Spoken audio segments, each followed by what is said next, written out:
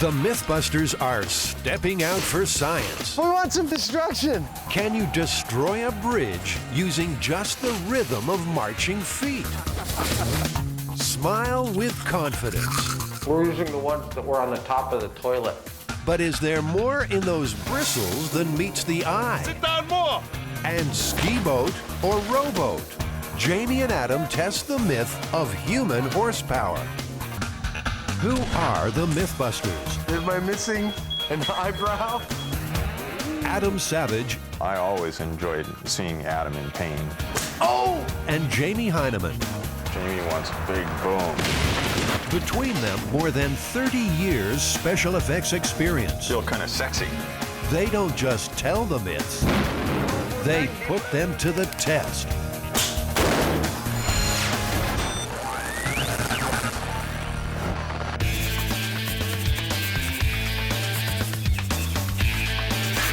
All right, Adam, so we're standing in front of this bridge and we're wearing silly hats. What are we doing? Well, this one is called Breakstep Bridge, and it's actually at least a couple hundred years old. The idea behind it is that soldiers marching in formation in sync across the bridge might actually destroy that bridge. The myth says the problem happens if soldiers' marching rhythm matches the bridge's natural vibrations. They amplify the wobble, increasing pressure on the structure. According to folklorist Heather Joseph Witham, history records that as a dangerous combination. The first instance we know of this occurring was April 14th in 1831. The Broughton Suspension Bridge spanned the River Irwell in Manchester, England. There was a group of military men marching across this bridge when a pin collapsed and a chain broke and part of the bridge actually collapsed into the river. The rhythmic marching was blamed, and signs like this one on the Albert Bridge started to appear. Break step, soldier, or break the bridge was the warning. Don't believe it? A similar thing happened to the Tacoma Narrows Bridge in 1940. A particular wind set the whole structure vibrating, and once it started, it couldn't stop till it collapsed. Adam, do you have any experience building a bridge? No, but you know, that hasn't ever stopped me before. So here's the plan. The guys will build a bridge and a miniature army to walk on it. Then they'll see if the rhythm of the footsteps can make it vibrate. If it works, the vibrating should get bigger and bigger, like a kid bouncing on a trampoline. Fueled by a heady mix of ignorance and enthusiasm, Adam the MythBuster becomes Adam the Bridge Builder. They're making a suspension bridge. Oh, okay.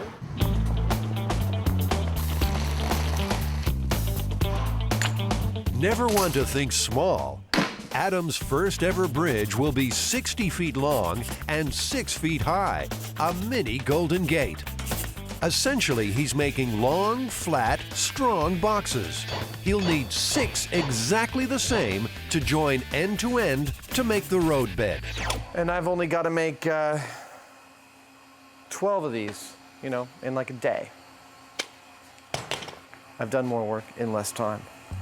He's also been known to do less work in more time, but today he's making progress. That's pretty good. Take the extra time on the front, save it on the back. Life is good. Do you remember the guy in the beret and the mustache on that? Well, that's me. Yeah.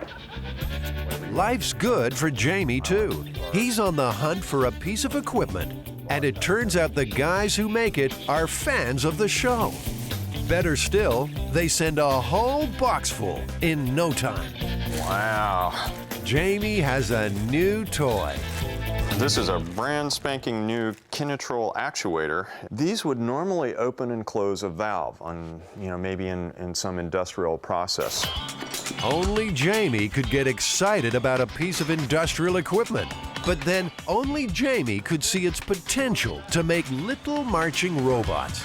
Put a crossbar on here with a shoe on the end of each crossbar, and so as this thing swings back and forth like this, the shoes will go up and down, and this thing will go up and down, and that's our walking mechanism.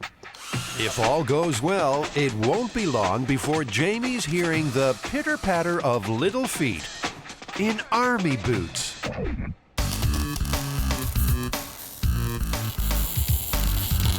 There's a lot of unknowns here. Nothing we're not used to on MythBusters. What is known is Adam's finished the 6 sections of road deck. Now, the 2 uprights, which stand at either end of the bridge. Not bad for a first attempt. 60 feet of steel. This is not comfortable in the least. Good job, by the way. This is a nice piece of work. This is like one of those Marine Corps obstacle courses, right? It's like, how fast can you? But I could do it faster than that. I don't think Not so. much faster.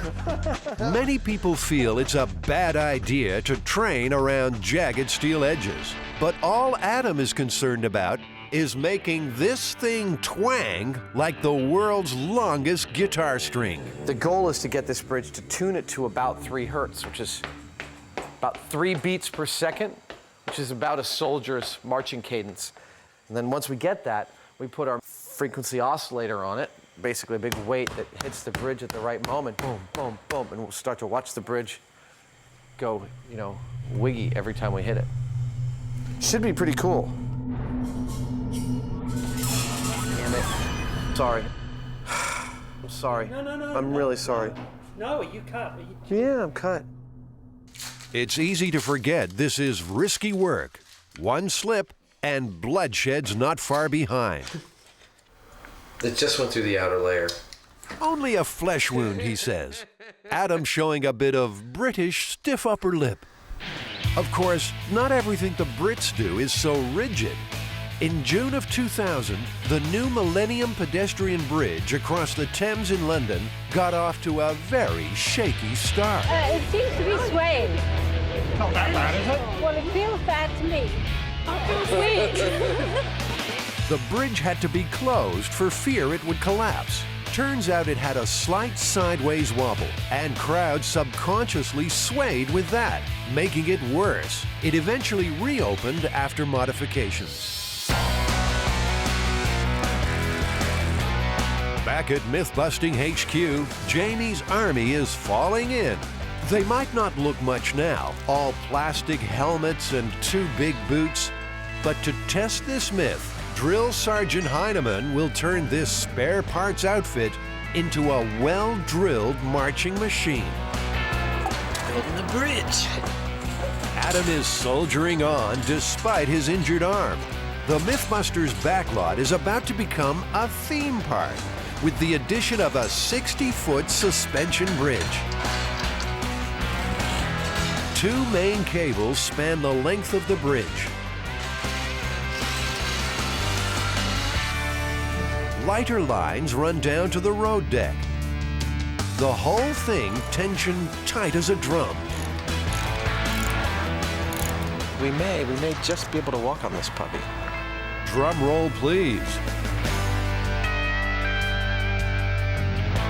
Adam is a happy camper. It seemed a bridge too far, but it wasn't. I have to say this is one of the more satisfying things I've ever built. Now, in true MythBusters fashion, the only thing left to do is see if it can be shaken to pieces by Jamie's soldiers. But first, there's some other busting to do. It's the unspeakable myth. The one you just can't flush away. There's poo everywhere. Is there more than toothpaste on that brush? There's actually a bunch of myths around and surrounding bathrooms and cleanliness and ideas of what the clean parts of our house are. But actually, I think the main idea behind this myth is that the bristles of a wet toothbrush make an ideal collection surface for things like airborne bacteria. There's no rosy way to say this, so let's cut to the chase. What we're talking about here is fecal coliform bacteria, the bacteria that lives, well, you know where. The belief is that you shouldn't leave your toothbrush in the bathroom, and particularly not too close to the toilet, because there's all sorts of bacteria floating in the air, which ends up on your toothbrush and therefore in your mouth. Adam, you know, before we even start this experiment, we should probably do a simple test to see whether the toilet actually produces an aerosol. You mean like whether when it's flushing it actually makes little droplets and vapor that go everywhere? Exactly. Some color in the water, and Adam's got any flying droplets covered. Ready? Okay, go. Oh, I see some drops. All right, well, there you go. The aerosol part of the myth is definitely true. Yeah, these are probably the least of our worries because we can see these and they're big, heavy drops. What we should be concerned about, I think, are the ones that we don't see, that are little tiny things that may be going who knows where. But can those tiny droplets drift all the way to your toothbrush? The MythBusters aim to find out. Well, do we have a plan? Of course we have a plan. This is MythBusters. The reason we've got so many toothbrushes here is because we want to lay out a really broad test pattern to see if distance from the toilet, orientation to the toilet, and height from the toilet affect the number of fecal coliforms that we can find when we test the toothbrushes. Adam has clearly given this whole dirty toothbrush thing an awful lot of thought. In no time, he's fitting out the bathroom in the MythBusters workshop. I'm going to use this PVC and some fittings to make a pair of toothbrush racks. And so the rig begins. Forget fancy blueprints. He's making it up as he goes along. It only has to last for a month. Ow!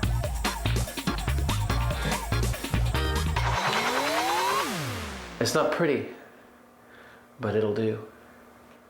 What the hell have you done to my bathroom?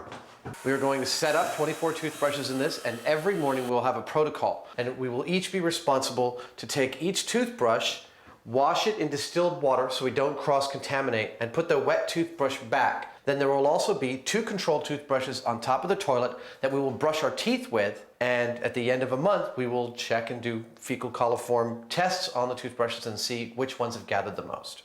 Next up, the brushes. The guys will wash their hands with antibacterial soap every time before they touch them to prevent possible contamination. And importantly for the experiment, this bathroom will stay open for business. A chart will keep track of exactly how much business is getting done. What do you think 1, 2, and 3 would be? 1 would be... Urine. 2 would be... Fecal matter.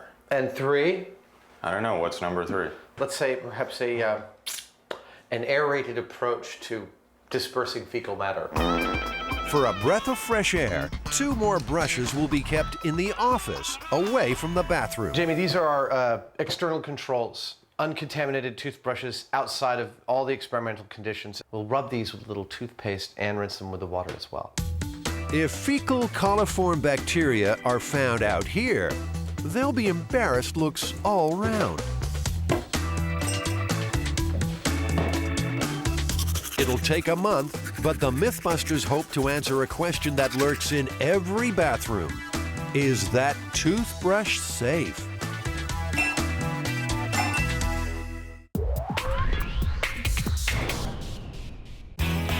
Heard the one about the rowboat and the water skier?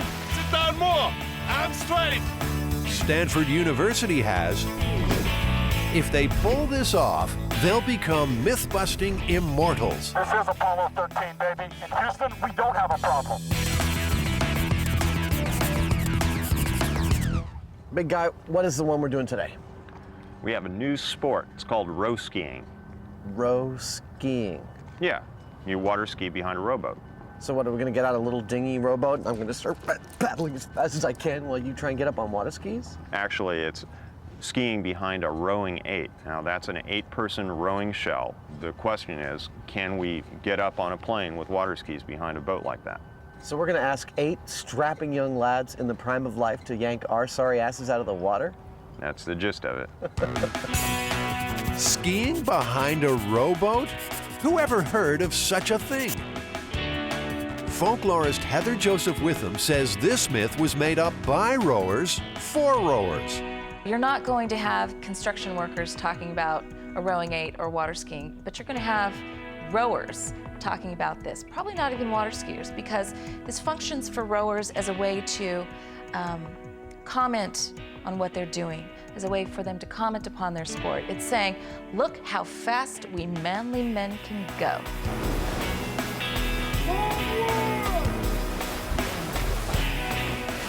The fast, manly men at the Stanford University's varsity rowing team have confidently agreed to put their egos on the line to test this one.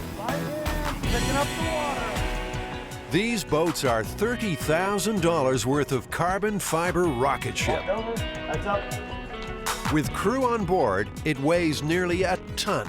But the acceleration isn't like a motorboat. It surges and sinks with every stroke. It is about accelerating only when the blade actually enters the water.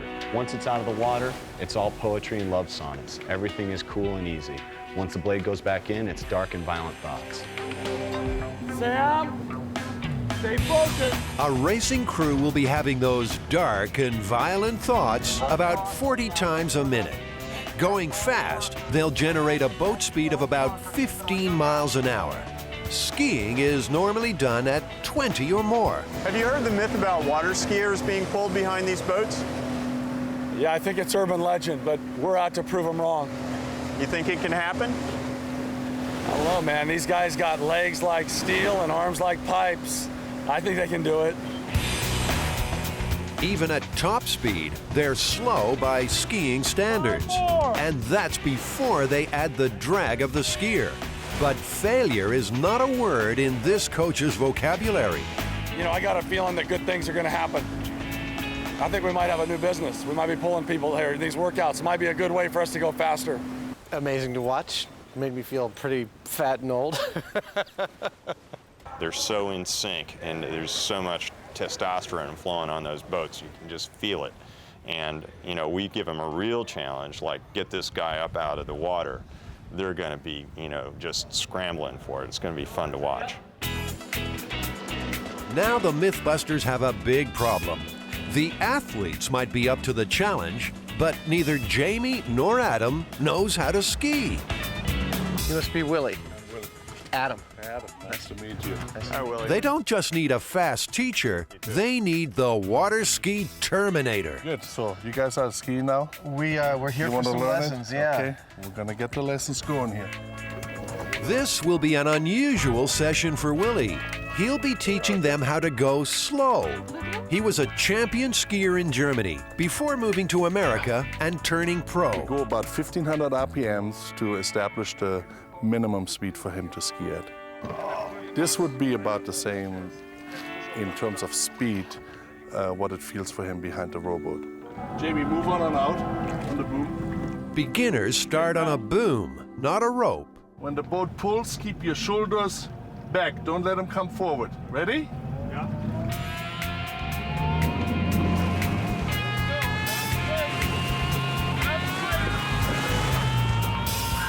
This is why I wanted Jamie to go first. Made the mistake in bending his arms. He got to keep his arms straight consistently. Arms straight. Keep them straight. Slowly stand up. Okay. Get your shoulders up, Jamie. Stand tall. Get your shoulders up. There you go. Jamie's a fast learner, but he's going more than 20 miles an hour. The water feels solid. I'm going to slow you down to the speed behind the rolling boat. 15 miles per hour. When Willie drops the speed, staying upright gets harder. Jamie, slowly sit down. Get in the squat. Sit down. Sit down. More. Sit down more. Arms straight. Okay. Slowly stand up. Yeah. Get your shoulders up, Jamie. There you go. Very nice. Perhaps it's just fear of upsetting Willie, but Jamie is skiing like a natural. Turns out he's just as good on the rope.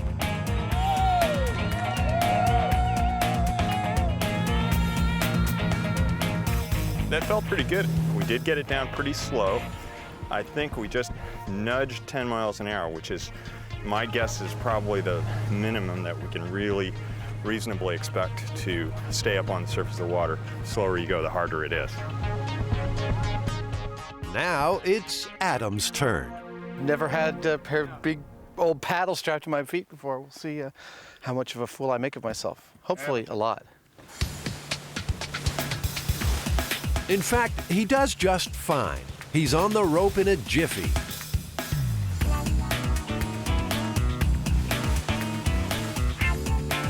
Unfortunately, his legs give out a jiffy after that.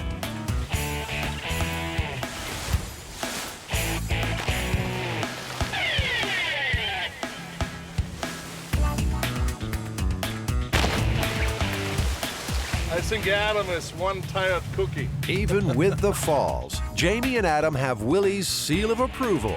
They're ready for the challenge. I do believe that both skiers you have here, Jamie and Adam, can do this. I think the only difficulty that I can think of is for the crew to generate enough speed initially to get him out of the water. I tell you, Jamie can have this one. He can water ski behind that boat. I'm not in shape. You know, it's all this like upper thigh and lower back power that you've got to do, just like halfway in this crouch. And a couple times I just dropped because I had no more strength. I think if the guys are actually physically capable of pulling me through the water, that I can do it. You know, it's just a question of how fast they can get going with that kind of load. It's all up to those Stanford, you know, butch guys. Stanford will get its chance. But first, there's that other nasty myth to attend to. The MythBusters have become slaves to dental hygiene. Every morning, they carefully wash their hands, put toothpaste on each of 24 brushes, and rinse them off again using distilled water. Lesson 1, never give Adam a squirt gun. Hey! Oh, sorry, Paul. Next, they clean their teeth using 2 very special brushes. We're using the ones that were on the top of the toilet, the closest ones. At the end of the month, they'll test the brushes for fecal coliform bacteria. If nothing else, they've busted the myth that television is a glamorous industry. Today, it's toilet bowl close-ups. Mate, you've reached the pinnacle of your career. They couldn't get any better than this, could it? Toilets and cleanliness are the subject of many an urban legend, including this one. There's a young couple honeymooning somewhere in the Caribbean, and they come back to their room and they see that it's been ransacked. They've been burgled of just about everything. There's only 2 things remaining: their camera and their toothbrushes. So they go out and they purchase new clothes and other necessities, and they end up having a fantastic time. So they get home and they develop their film. And upon looking at the different photographs, they get to one that, what's that? And they notice that one thief has taken a picture of the other thief mooning, and the picture is of his backside with their toothbrushes sticking out. Jamie and Adam aren't swallowing any of this myth. But they are professionals, and they're on the scent of something big. You know, given that I've had toothbrushes sitting near toilets for nigh on 30 years at this point, 35 years, it doesn't bother me at all. It's a long, boring, dirty job ahead. But if anyone's qualified for this sort of work, it's the MythBusters.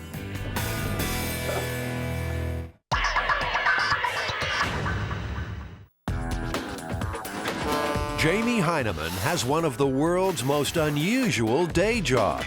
Nike wanted us to take a shoe and turn it into a motorcycle, a radio-controlled motorcycle that looked like something that somebody would actually build. And it was to illustrate how fast the shoe is, because it's an athletic shoe. His company makes special effects props for ads and movies. We had to start off with pre-existing motorcycles and check them out and learn how they were put together. And then we modified that kind of thing and ended up actually pretty much building from scratch an entire motorcycle mechanism to fit within the shoe. They wanted us to run it on AstroTurf.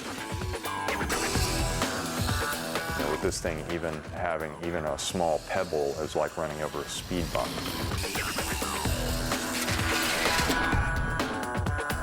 That's what I live for. That's what I enjoy doing. If I have time off, I'm down here at the shop. You know, sometimes I'll wake up in the middle of the night giggling with some idea, and I just come down, turn the music up, and all of a sudden I've got this thing that nobody ever thought of before, or didn't exist before.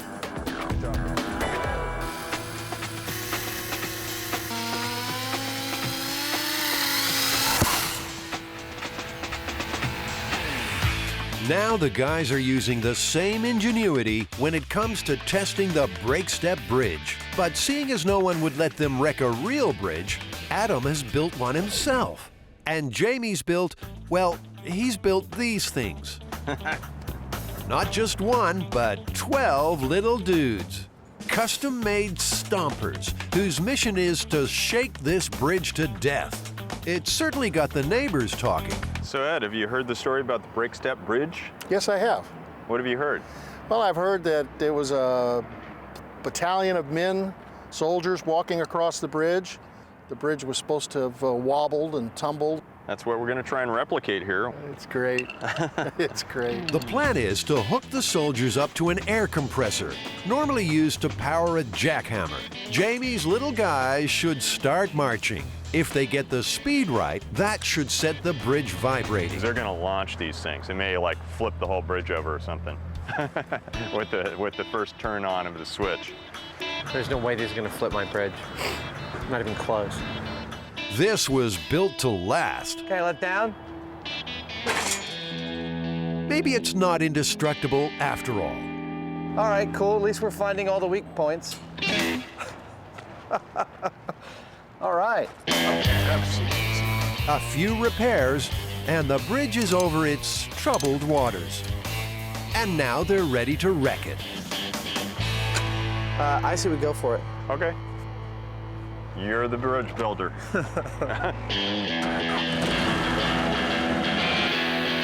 Power on. Remember, Jamie's worried the force could tip the bridge over.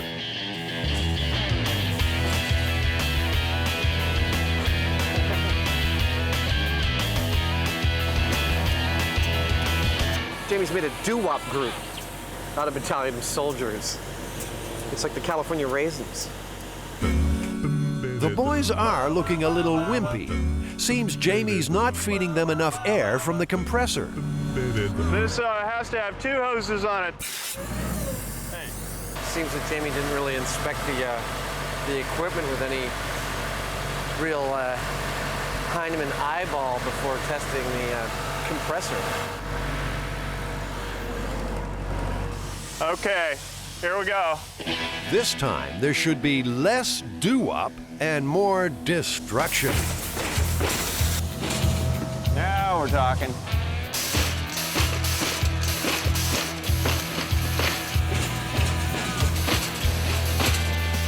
They've got plenty of power now, but the soldiers aren't perfectly in time. They're not getting the single regular vibration through the bridge called for in the myth. Instead, those boots are just smashing Adam's road deck to pieces.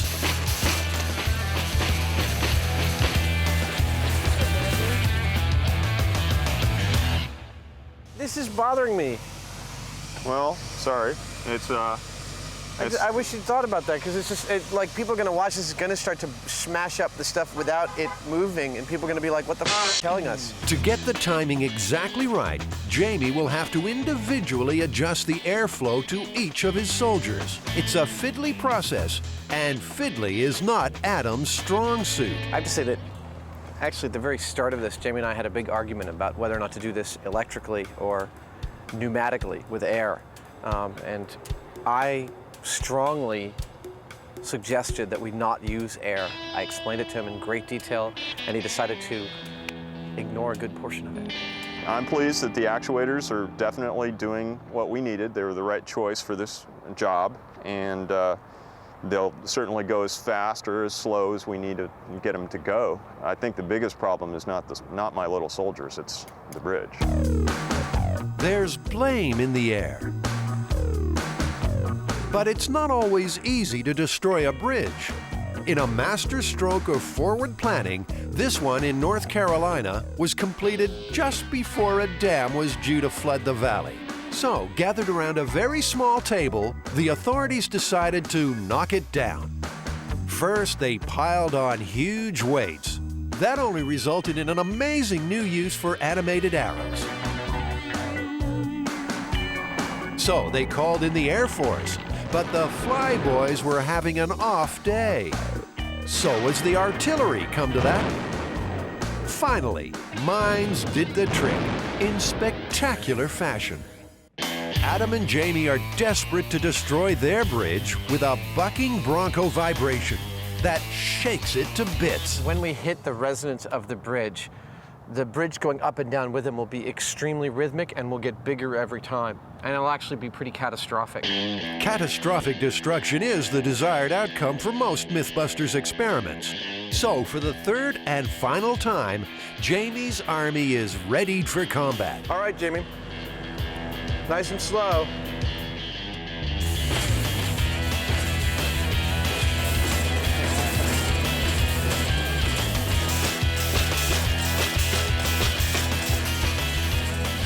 The troop is marching its metal heart out, but it can't match the frequency of the bridge. There's no wave of vibration rolling through the roadbed. Something's got to give.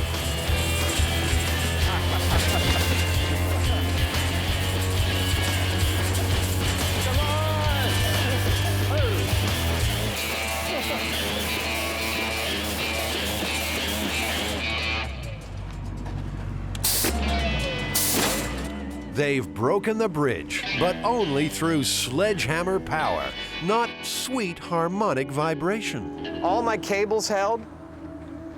Yeah, it's these things are starting to yeah, look, working. the whole thing parallelogrammed. Yeah. That's where it failed. These things appear to me that we were just beating on the thing. And while the beating was in a certain rhythm, I don't see the bridge responding to it in that rhythm. Jamie's army will be sent home in disgrace. But like the two last soldiers left out in the jungle, the MythBusters refuse to accept defeat. Jamie is already planning another monster robot to attack the bridge. They might have lost the battle, but later in the show, they will resume the breakstep bridge war. I think I could get this bridge back up and running in half a day.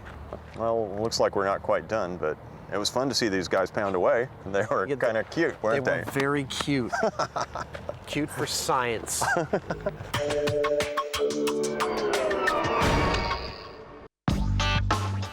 There's absolutely nothing cute about the toothbrush surprise. I'd like to point out the difference between my toothbrush and Jamie's toothbrush. Bring it up. Jamie's is neat and perfect. Mine is absolutely trashed. I don't know what that says. The only good news, this is the last day before the brushes will be tested. I get them wet, and then I foam the toothpaste on, and then I rinse them out.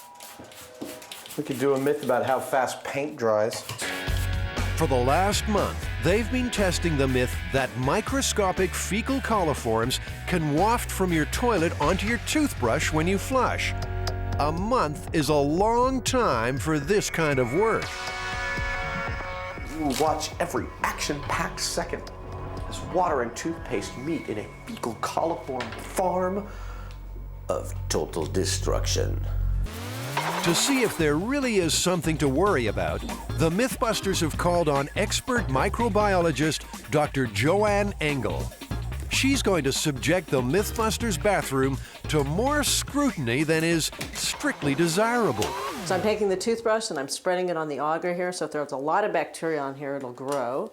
And then I'm also dipping it into this bacterial broth. And again, if there's just even a couple of bacteria on here, it'll grow overnight after I incubate these in a nice warm oven.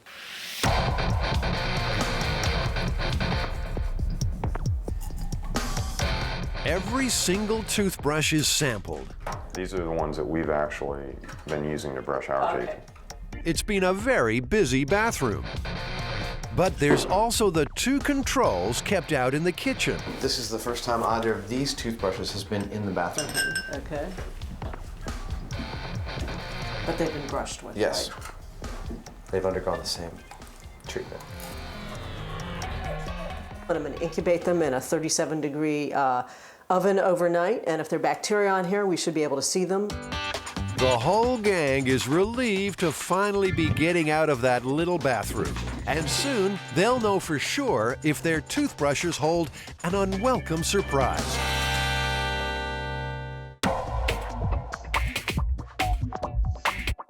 The Mythbusters are ready for the water ski challenge. Can you ski behind a rowing 8? So you ready? There's more than a myth on the line this morning. Stanford University has volunteered its best crew for the job. Their reputation is at stake, though Coach is playing it cool. With the expert crew that MythBusters has provided, I believe that there's no way we can fail. First things first, these perfect, fragile rowing shells don't come standard with a ski rope. The Mythbusters have got to tie one on without tearing a hole in the boat. If we run a line of thin, like high-strength cord to each one of these outriggers times 8, that's more than enough distributed load across the whole boat, and you ought to be able to water ski all day behind it. All day, huh? It's only your thighs that are going to give out, buddy. By distributing the load over the 8 riggers, Adam will minimize the strain on the boat and the rowers. For the most part, these guys won't even be able to see this rig. It won't affect their rowing at all.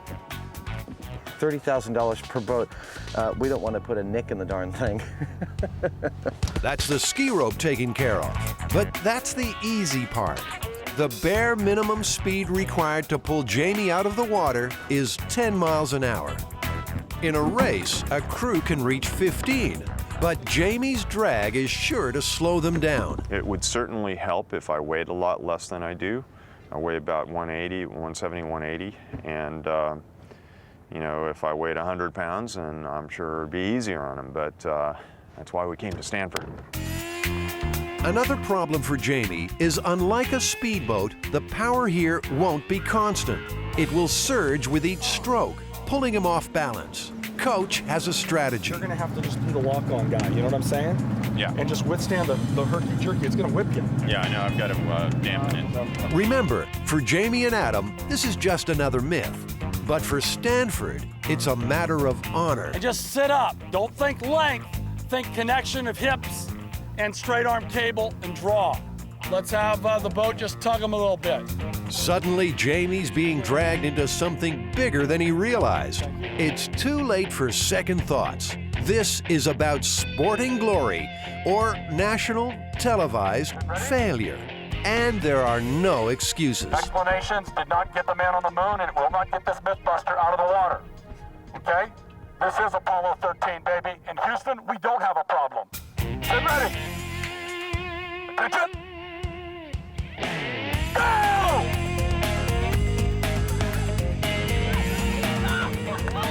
Go! Quicker! Wait up! Ho! Ho! Hey! Hey! Stop rolling! If you're not pulling, stop! Jiminy Jack Christmas. These guys are still rolling. So close. He was up, but couldn't hold on with the surge. This might just be possible. Jamie, man, that was beautiful. It was working. You think you can get it going? It's just in a state of constant, almost out of the water. Right. It's the hardest thing that a skier can do, I think. Well, you think you're good for another go? Oh, yeah. Excellent. Nice lock on, big dog. That was all you. That was all you. We got to be quicker with the second stroke or longer with the first stroke. It's just going to be up to me to maintain it, I think. Sam, same thing that you guys just did. So, Jamie Big Dog Heineman prepares to battle the surge again. The guys in the engine room have proved they've got the muscle to get him up. He can't let them down. Attention! Go! Stay up. Come on, dog. Stay up. Come on, big dog. Stay up. Yeah! Go! Bring it up! Bring it up! Boys! Jeez, we had him. It's close, but still no cigar. These Stanford guys won't settle for near enough. Jamie will ski even if it kills him. Power was there. I was having trouble dealing with the surginess. Try and put the weight back when that surge hits you, so you got a little more hip and power into it, because it's gonna surge. Yeah, that wasn't bad for the first 2 runs, though. No, well, we ain't done yet. We're pulling your ass out. You're gonna be doing this thing without a wetsuit and the beret and glasses on if I can have my way. Bring it up, guys. Let's pull this boy out of the water. Tiny, man, that was twice as good as last time. You think you can do it twice as good as that? I'll keep trying. Just need like a good 30-second run. Come to the steer. Come to the steer. This is the third and final attempt. Coach can smell something special in the air. Stay tough, all right? Stay tough. They're enjoying it. It's like you guys are right on the cusp of both meeting together at a higher plane. Looks good. I want you to put him on a ride that he won't forget. So once you get him up, keep him up and let's get his skin tone a little bit fearful, a little white. Let's scare him. Jam! Jam on it. Let's do something that's never been done. Here we go. Attention! Go!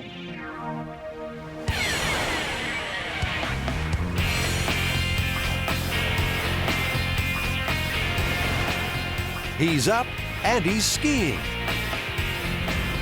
Nicely done, Jamie! Yeah! Keep it going, big dogs! Keep it going, big dogs! From that boat! From that boat! From that boat!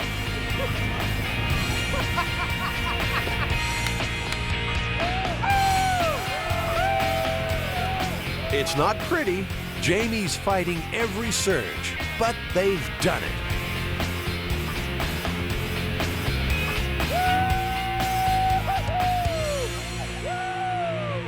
Nice job, big dog! Yeah, guys! Yeah! Nice job! Jamie's run lasted nearly 40 seconds. I'm pleased as punch. That worked better than I'd ever hoped for. The fact that I could do this says that it ain't as ridiculous at all as we thought. Yeah, it was a workout. I was breathing hard after that. It's like, whoa, whoa. Good job. Stanford's finest have prevailed and proved this weird myth really is possible. Never underestimate young, strong MythBusters. One of those good things about youth is they don't know obstacles. You the man, or as we say, YDM. YDM.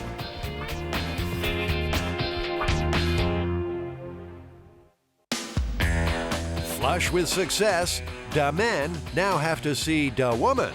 The toothbrush surprise results are in. Did we actually find any fecal coliform on the toothbrushes? Well, we did, but in fact, all the toothbrushes. That'll leave a bad taste in your mouth, but the slides don't lie. Those little pink dots are fecal coliforms found on the brushes, and it made no difference how near or far they were from the toilet. Can we say that the exposure to the bathroom or to the air contaminated these with a small amount of fecal coliform? So that'd be one interpretation, but recall that you also exposed these guys to distilled water and some toothpaste, and they got handled a little bit. So it could have also come from other sources as well. But brace yourself, folks, there's more. Remember those control toothbrushes kept outside the bathroom. There was also fecal coliform on our controls, which were nowhere near the bathroom. That's right. That's these guys here. So they have some pink colonies on them, too. Unpleasant as it seems, fecal coliforms are virtually an unavoidable part of daily living. But it's not all bad news. So, you know, this is perhaps the most critical question. Should the American toothbrushing public be worried about our results that there's fecal coliform on their toothbrushes? No, I don't think they should be. It's a very low level, and as you can see, we're all happy and healthy standing here and been exposed to that. Easy for her to say. Adam and Jamie have just learned a valuable lesson. Some myths are best left unanswered. You know, we put our bodies on the line a lot on this show, but brushing my teeth with fecal coliform for a month, that goes just a little bit farther than I really wanted to go. There's poo everywhere. What are we gonna do?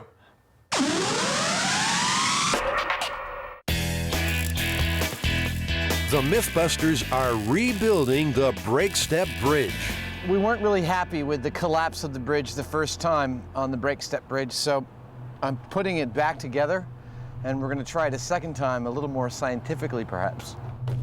The science of this myth is the regular rhythmic footfalls of marching soldiers can resonate within a bridge, causing it to collapse.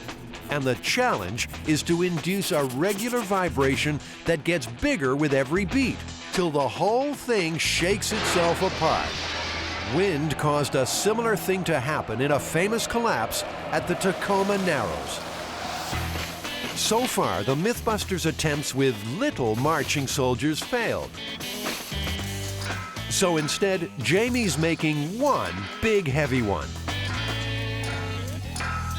That's starting to be pretty cool. That's we're getting a nice, controllable harmonic out of this thing. I think we have what we need to work with. Could this be the monster that will destroy the bridge? The mechanical arrangement on the soldiers was such that it was a little more messy.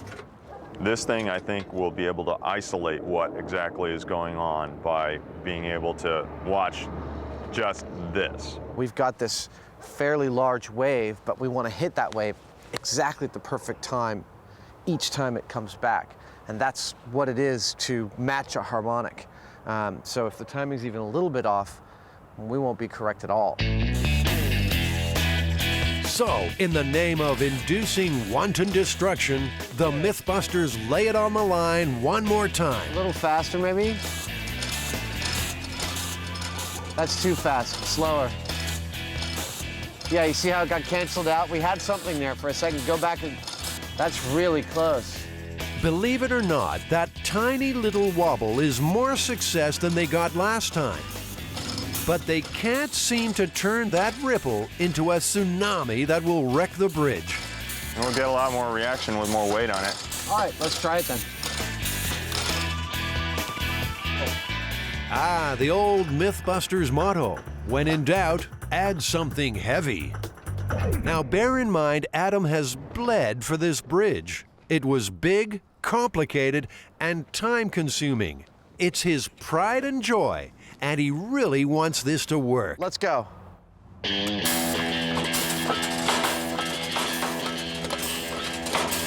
Faster. Oh! Once again, the bridge has failed before any real vibration got going. All that hard work has come to nothing. Adam's taking it quite well. Best just stand back for this. Who wants some destruction?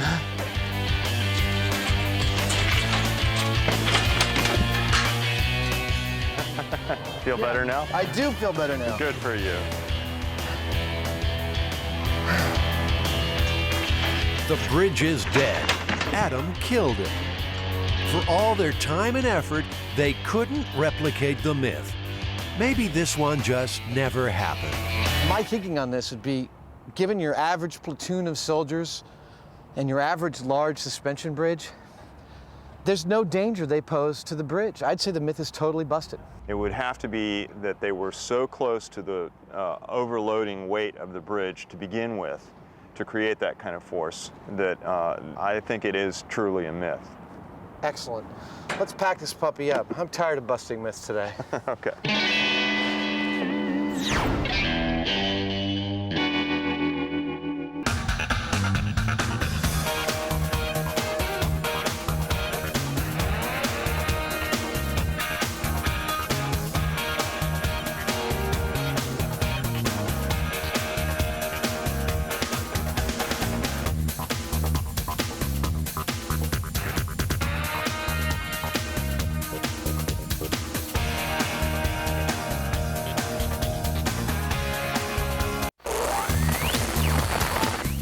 On this special episode, So I've barely even started. I think you should just go take the rest of the day off.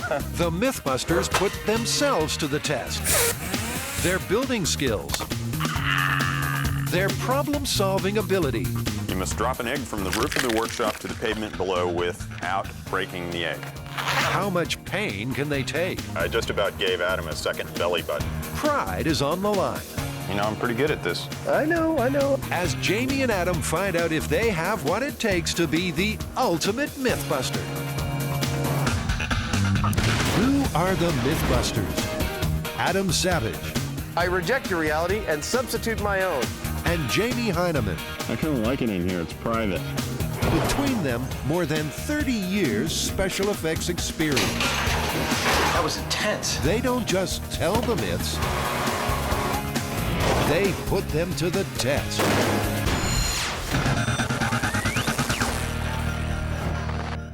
You know, Jamie, being a MythBuster has really required just the widest range of skills. Yeah, you have to be a great problem solver. You've got to be able to build just about anything. You've got to be able to confront all your fears. You've got to be willing to put your body on the line. And you've got to have a good memory. Well, this episode is actually going to put you and me to the test of each one of these skills in kind of a contest to determine who is the ultimate MythBuster. To claim the title of Ultimate MythBuster, Adam and Jamie will compete in 6 challenges designed to test essential myth-busting skills. The first test, building. We have to make a machine that can hurl a tortilla the farthest. Is this about speed or distance? It's about distance. It's about getting the tortilla the farthest. I can see right away you're thinking about rolling it up or crumpling it into a ball. The fact is, at the end of its journey, you have to have a whole tortilla. You can't have like a crumpled up mass of dough. Building machines to see who can throw a tortilla the furthest. Now, if this doesn't win the MythBusters the Nobel Prize, nothing will. Frisbee. Sticking to his credo of simpler is better, Jamie's building a tortilla cannon, a PVC barrel powered by compressed air, which all looks disturbingly like the infamous chicken gun.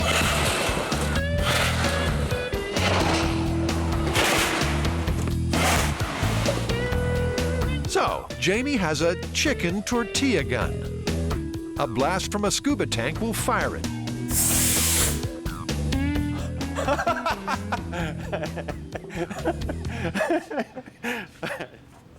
Well, most of it made it down here. Jamie? Yeah? Maybe what you need is a sabot that falls away.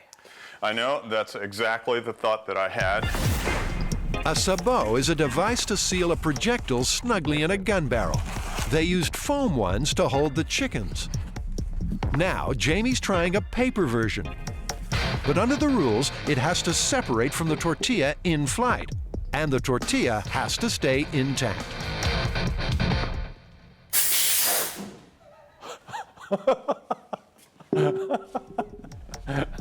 Hear that? That's Jamie's special happy giggle. I just have to see whether the paper's still on it, wherever the hell it ended up. Oh, there it is. Well, it's still in the sabot, so. Oh, and it's only half of it there. The tortilla didn't survive, but it's a promising start. I don't know what the hell to do. I've barely even started. I think you should just go take the rest of the day off. Wisely or not, in the end, Adam decides to recycle old technology too. Remember his killer deck machine? Comes like this, spreads, and the card flies out. Of course, that little gadget was random at best. Oh, looks like the fingers are getting tweaked a little bit. That was pretty cool. But it has inspired him. What he needs is more danger. Say, 2 sharp aluminum plates.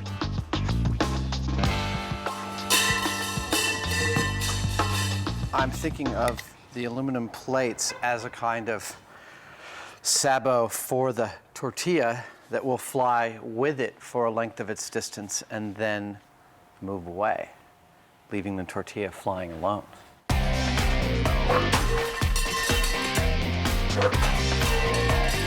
It's a question of aiming, really.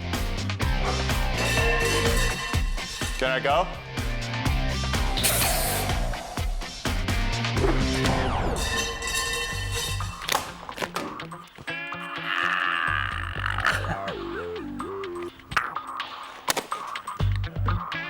This is no good.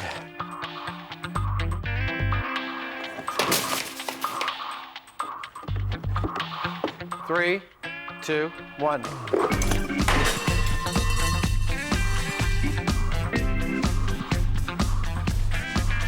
I didn't get much distance out of that. 3, 2, 1. Yeah!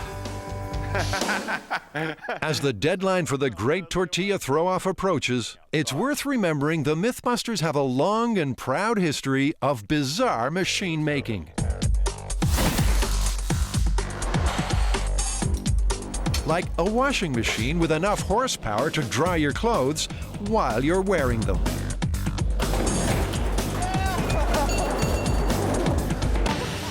Or a mini Golden Gate Bridge built by Adam. I have to say this is one of the more satisfying things I've ever built. And an army to stomp across and vibrate it to pieces, courtesy Jamie. Come on!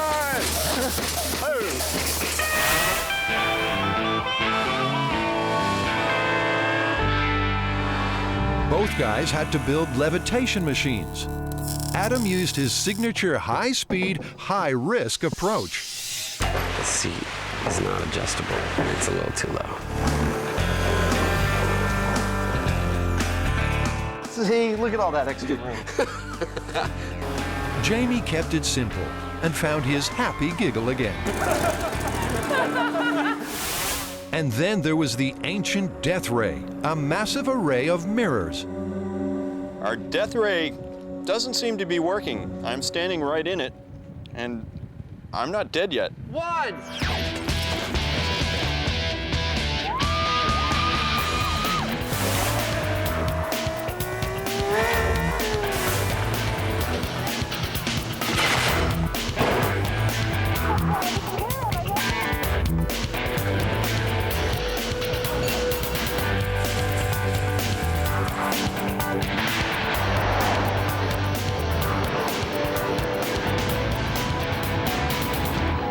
I think we've done all that we can in the shop. It's time to put our machines to the test. I've got my bungee-loaded tortilla skeet shooter.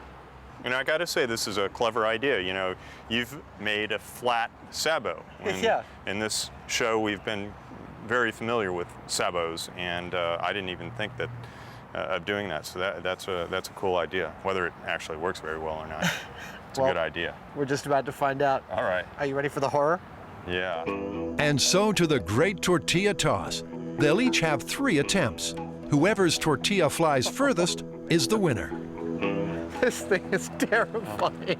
So Adam, has this shown any inclinations for just slinging right back around and hitting you in the face? No. Yeah, all I have to do is really duck. Are you ready? Yeah. 3, 2, 1. I think that's pretty respectable. Yeah, that's fairly respectable. Here, hold that.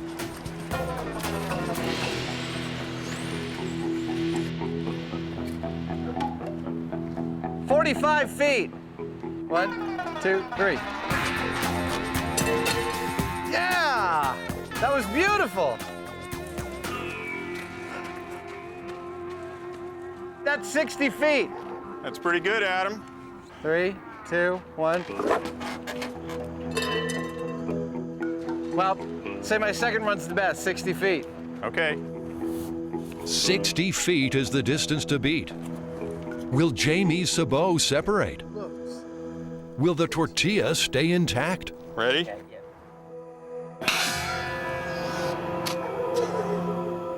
I didn't see where it went.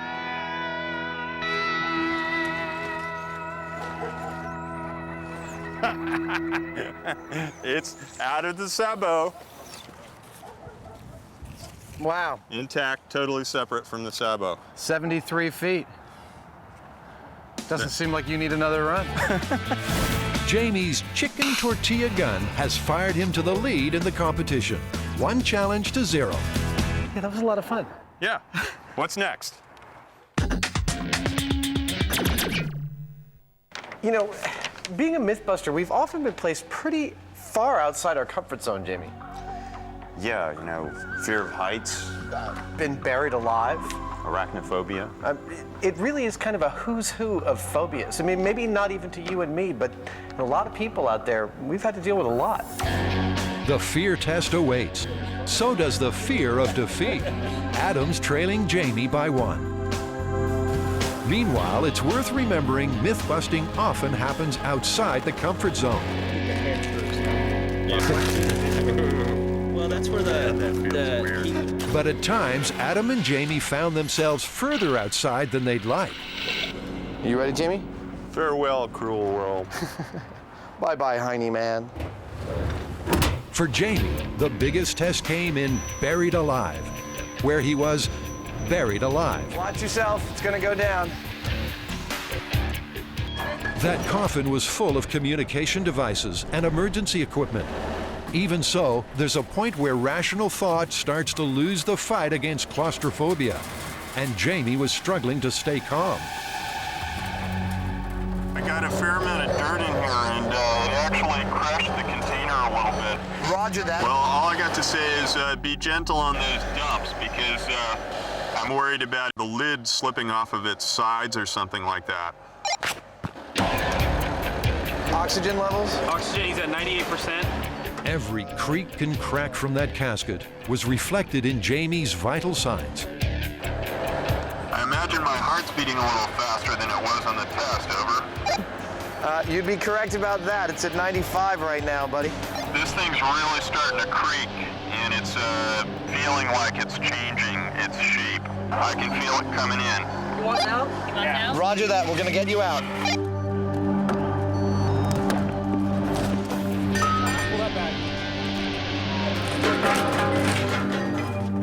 Oh, wow. It will? Yeah, it buckled. Here we go. Just ahead. Hey, Jamie. Hey. Here he is. Oh.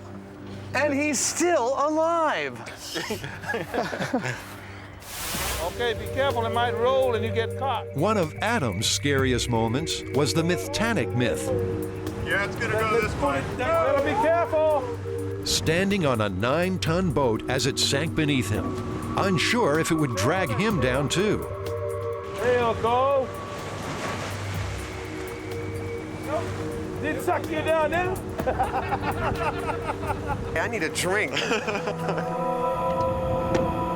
In the hammer drop myth, Jamie tried to cure his fear of heights at the top of a crane 180 feet tall.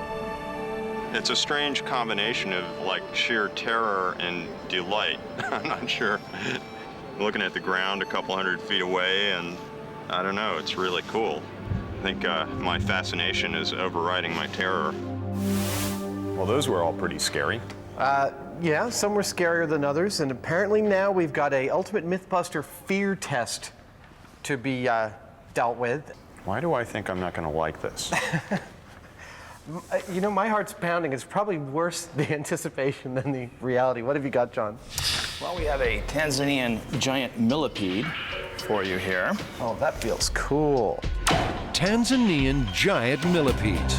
John's going to need something a lot scarier than these cute little guys if he wants the Mythbusters to break a sweat. I mean, don't get me wrong. I wouldn't want to find one of these in my bed.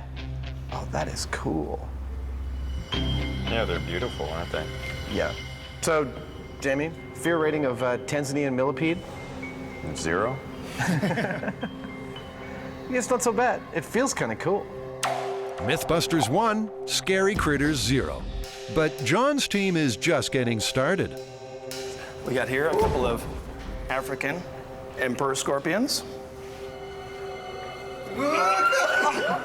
Oh, dude! Fairly active African emperor scorpions. So, can these sting? Oh, yeah. Then why aren't they stinging you? They're waiting for you. Yeah, and I'm not going to get stung by one of those. Those are like a wasp sting, right? Yeah. Yeah, those are pretty scary.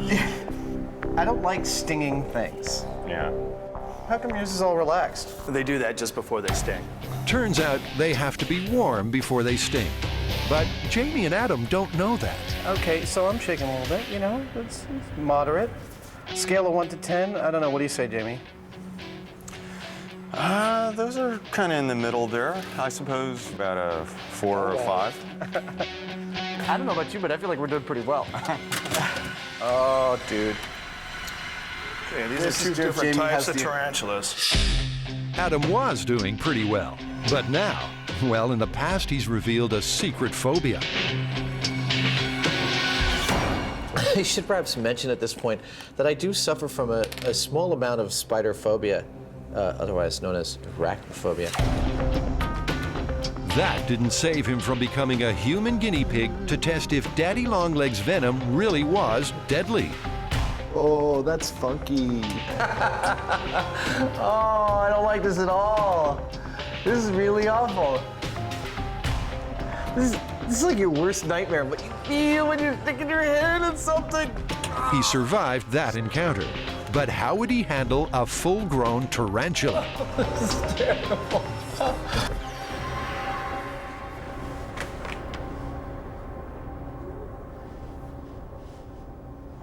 You know, it's again something I wouldn't like to find in my bed.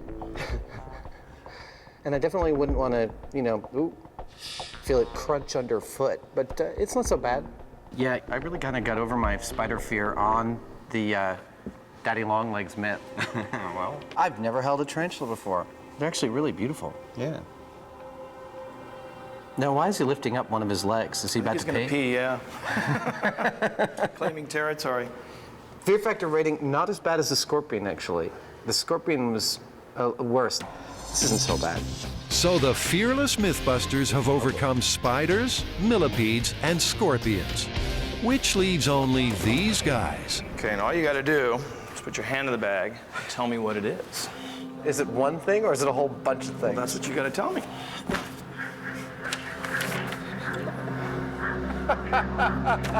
I'll go. And just, go ahead. Go ahead. I'm not going to get bitten or stung, am I? Well, no guarantees with wild animals, but I don't think so. Grab a whole handful. I'm working my way down there. Was it maggots? Oh, yeah. Oh, I like these. Oh, cool. They're little corn snakes, or? Oh, grab a handful. That's so cool. Wow. Oh, these guys are magnificent. Look at that. It's like Medusa's hair. Never held a dozen snakes at once. Oh, that is so nifty. Oh, sorry. Are they really warming up? Yes, they are. Can I put them in? Here, watch. Adam, load my hat.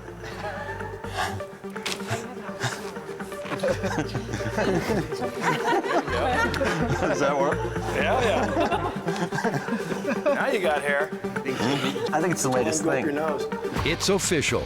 Neither Mythbuster can be freaked out by creepy crawlies. And the ultimate Mythbuster score stays at Jamie 1, Adam 0.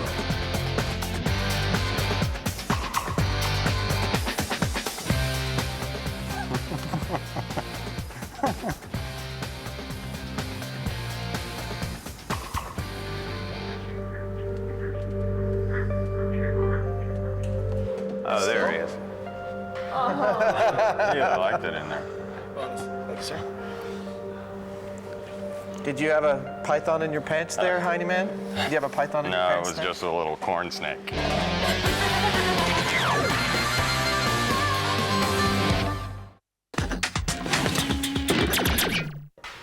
You know, an awful lot of the time on Mythbusters, we're just kind of going by the seat of our pants, you know, going with our gut. Oh, I mean, we're estimating things constantly. How heavy something's gonna be, how fast it's gonna drop, how far it's gonna fly. Even how dangerous it is. Yeah, you know, I reckon in the course of this show that you and I are about 50-50 split in our seat of the pants estimations, you know, right and wrong. Well, could be. Not that we haven't had our fair share of screw-ups.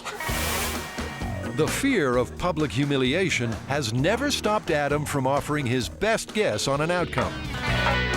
Such as what would happen when the cable pulled tight on the police car's axle. Let's see, 70% that the cable does break, but before it does enough damage to the car we can't do a second test at all. 20% that it actually breaks but doesn't do any damage to the car, we can do a second test, weaken the axle, etc. 10%, it works perfectly, yanks the axle right out of the car. I believe if you add those numbers up, they come to 100%.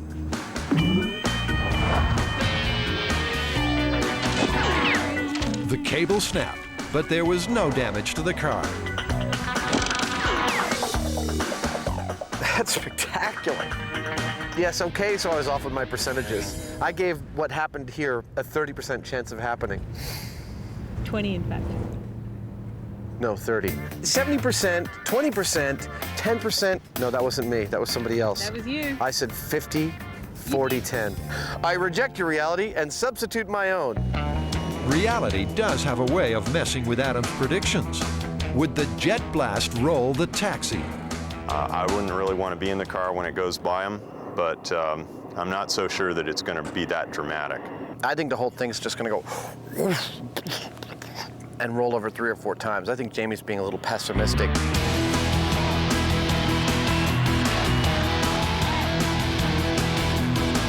Jamie might have been pessimistic, but he was right.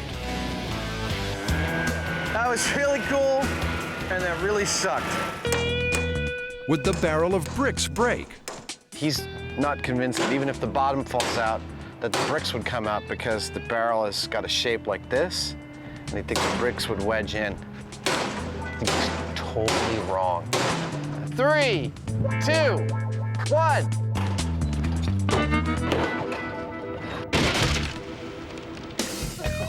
The damn barrel? It didn't do squat. What is this? This barrel is too damn strong. You know what? I was right. All right, you were right. But Adam did have more success predicting the boom lift catapult outcome. I think the whole damn thing's just going to fall down. I think there's about a 10% chance of the whole thing falling down, about a 40% chance of Buster actually flying any distance, and the other 50% is Buster going, boom, right in front of the thing. 1.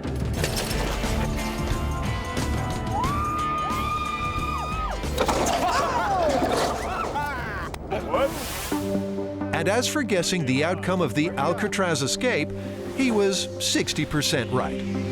I give us a 60% chance of making it, 20% chance of immediate catastrophic failure, and 20% slow descent into the depths of hell.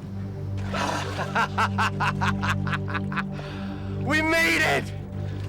You know, given that we've been so, I think, evenly matched in our ability to make wild-ass guesses, I think we ought to have a little contest here, see who can actually guesstimate weight the best. Well, okay, we've got some stuff right here. We've got a toy car, we've got a gilded angel, and a hatch from an airplane. Those ought to work, right? Yeah, absolutely. Tell you what, why don't we start by just guessing their weight based on what we see, then we'll actually pick them up, guess the weight based on what we feel, and then we'll weigh them and see who got closer. Okay, well, you know, I'm pretty good at this. I know. I think I can handle myself. All right. Toy car. So it's simple enough. First, estimate the weight by eye.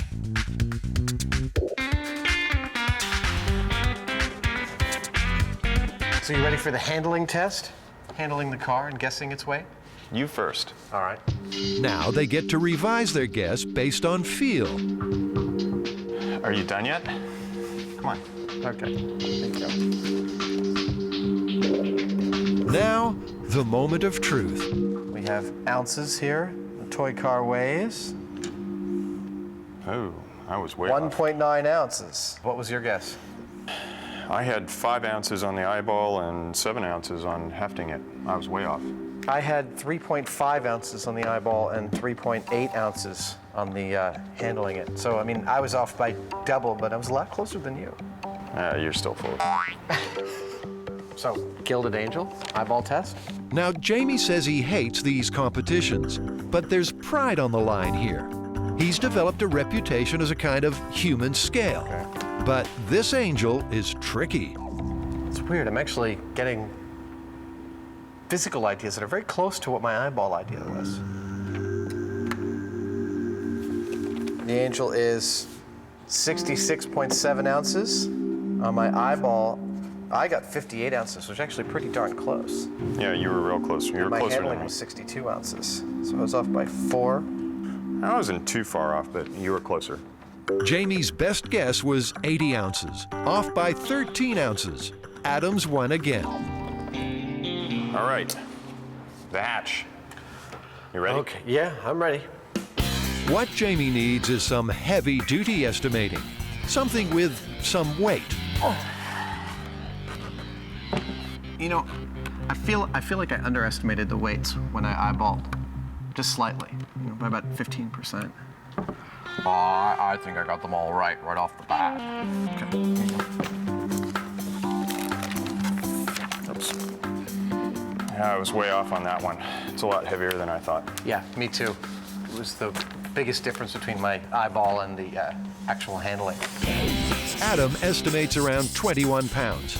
Jamie's double that at 42. And drum roll, please. All right, let's weigh this guy. Shall we put it on? Yeah, there you go. And the actual weight is 29 pounds. Adam's off by 8 pounds. Jamie by 13. 29 Adam wins this estimating contest, 3 rounds to 0. Given the variance of our objects, I think we were pretty evenly split. And we were both way off. So the ultimate Mythbusters current score, Jamie and Adam, 1 test all. I wasn't that far off. Jamie, it's time for another test of our myth-busting skills. I'm ready. What do you got? Well, this one is actually a test of our ability to think laterally and our problem-solving abilities. Let's see what we got. The egg drop. You must drop an egg from the roof of the workshop to the pavement below without breaking the egg. You will be given a box of materials to help make this happen. You can only use these materials in the test. No other people or materials are allowed. If the shell is cracked but no yolk leaks out, it is deemed a successful drop. So drop an egg from a great height and save it from breaking using only ingenuity and these identical boxes of junk. A couple of oranges, a pair of latex gloves, some paper, 5 feet of tape, 20 feet of string, and other assorted trash found lying around the workshop. Are you ready to be soundly beaten? All right. Timer starting now. Sure, they only have an hour for this challenge, and right now the competition is all tied up at 1 test each. But why worry? Paper and oranges, string and tape. The egg's outlook looks bleak. But the Mythbusters do have a history of creative creations and lateral thinking. How else could they have come up with not 1, but 2 ways to find a needle in a haystack? Adam used water, agitation, and a magnet to separate them out. Wait, hold up. Found another one. Jamie, a spinning tube with slots and a furnace. That's the little one. All right. Turns out, Adam's way worked best.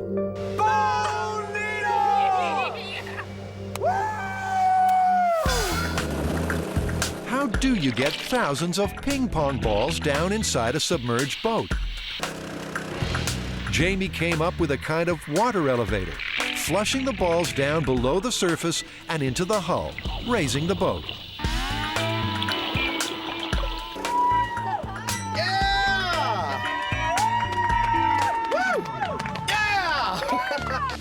In Elevator of Death, they needed to make Buster jump inside the falling car 6 feet from the bottom of the shaft.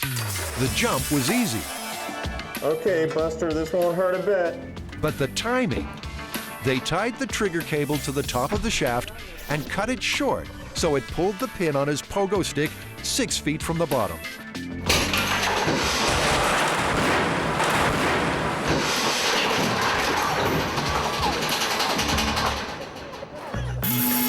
How do you train a goldfish to swim through a maze? Oh no!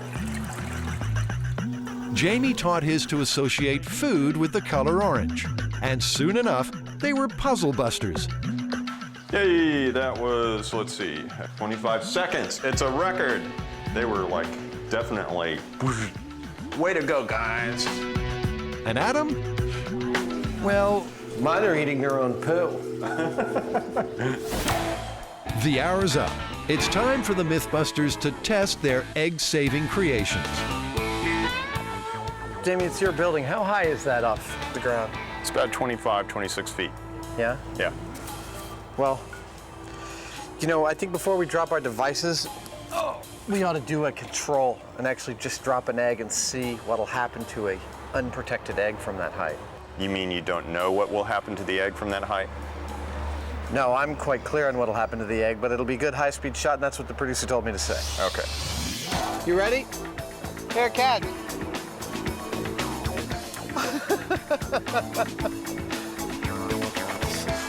Sorry, I couldn't resist. Here we go. 3, 2, 1. For future reference, this is what happens when egg meets concrete. Now, trying to avoid that, Adam will go first. I've got a lot of shock absorption from a paper cone here with an orange to keep it pointed down. Yeah. I've got rubber gloves using air to protect my egg. Cool. 1 hour's work. A paper cone, an orange, and 2 inflated gloves. Obvious, really. Let's do it. Okay, in 3, 2, 1. It looked good, but as Jamie and Adam know all too well, looks can be deceiving. It's performance that counts.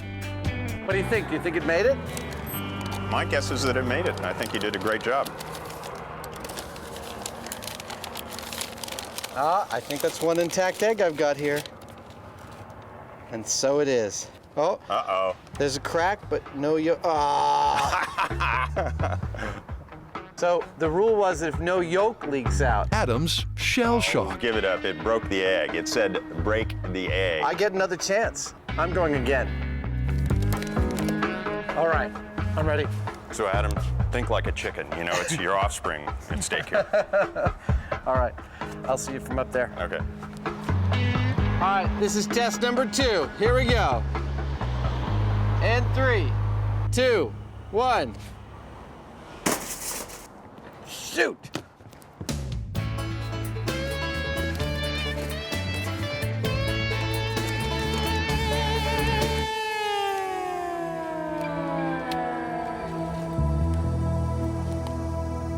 That looks successful. Well, that looks like a nice whole egg. Well, good job, Adam. Congratulations. Thank you very much. All right, let's see what you got. Okay. What Jamie's got is, well, a good example of lateral thinking. And if his first attempt is successful, he's the winner. You know, I have actually very little doubt that Jamie will not succeed at this. I'm pretty sure he will. I just feel that we can leave it up to the viewers to decide whether or not I have stayed within the spirit of this contest. Spirit of the contest. Well, the rules did say... You will be given a box of materials to help make this happen. You can only use these materials in the test. No other people or materials are allowed. He's done that. Egg in orange, orange in glove, glove tied to string. But remember, the string's only 20 feet long. The roof's 26 feet high. Which is where the 5 feet of tape comes in. Okay, guys, I'm ready. So I think you can commence your lowering. With 2 ultimate MythBuster challenges to go, Jamie is lowering his way to a 2-1 lead. But the rules say he has to drop the egg. And here it comes. Yeah?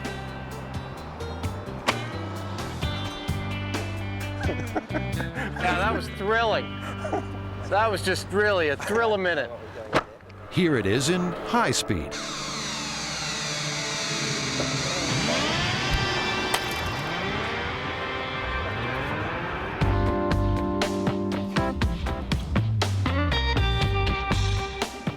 There you go. Yeah, well. Hey, I dropped it from the roof. Kudos for thinking slightly laterally outside the box, but yeah, I think my rig's much more impressive. Thank you, sir. It has been a trail of pain the last couple of years. Yes, it has. That specifically is why we're wearing these coveralls, because we are going to indulge in a test of our pain thresholds. Who can endure the most with a pair of paintball guns? Yeah, baby.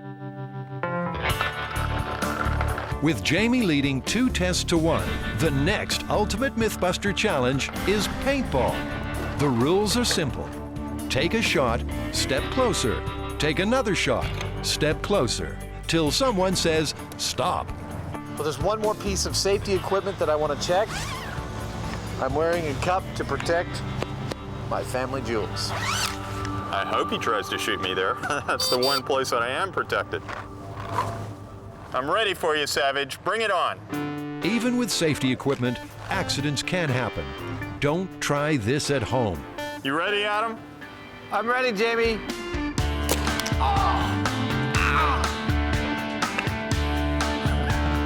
I'm right here. Hey, Adam, did that hurt? That hurt a lot. In the past, Adam has shown a special ability to endure pain, no doubt born of his unique capacity to attract it.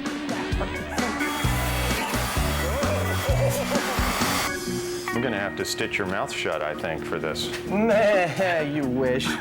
Sure, accidents happen busting myths. They just seem to happen a lot around Adam. I'm fine. I am missing an eyebrow, aren't I? You lost a lot of hair up there, too. You're kidding me. No. You're all right. It's not gonna, it won't look weird after a day or two. I'm scared. But the strange thing, a lot of Adam's pain is no accident. He wanted to be shot for the penny drop myth. Okay, 3, 2, 1. Ow! You hit me in the same exact place. No one told him to get his tongue pierced for the lightning strike experiment. So, you ready?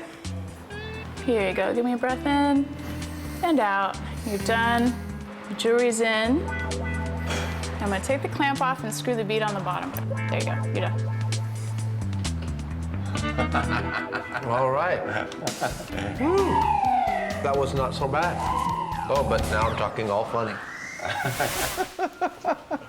Trying to warm it up. Oh, Sanjay. Sanjay, will you respect me tomorrow? And the Goldfinger revisit might not have been painful, but would you get an anal probe by choice? Don't crouch down. Cry on my shoulder. Oh, okay. Sure, Jamie's willing to step up and take one for the team if required. Really? Hey, we drew blood. Look at that. Hey, Adam. Yeah. You're not pea shy or anything. I'm not pea shy.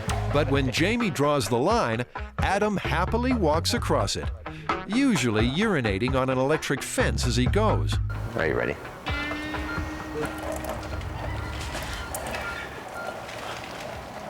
Oh, there we go. I got a shot.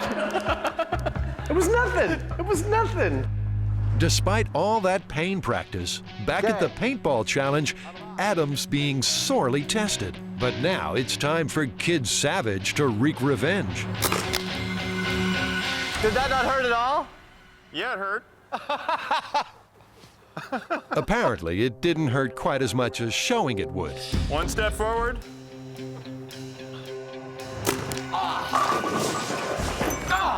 Never underestimate a devious mind. Jesse Jamie nailed him in exactly the same spot. All right, you ready? I hit him in the cup. Damn it. Yeah, baby. Wait, do we have to keep moving forward? Jamie? I know you want to keep aiming at that spot, but can you not aim right at that spot again? It hurts a lot. Just be a little kind here. Bullseye.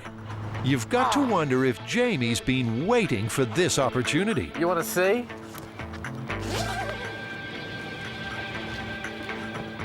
One on either side. Next one will be right in the middle. That's really painful.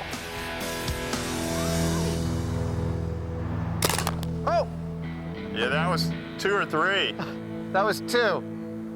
You ready for the next one? I'm not sure how much more of this I can take. Those hits are really nasty, you know. So far, I'm okay with it.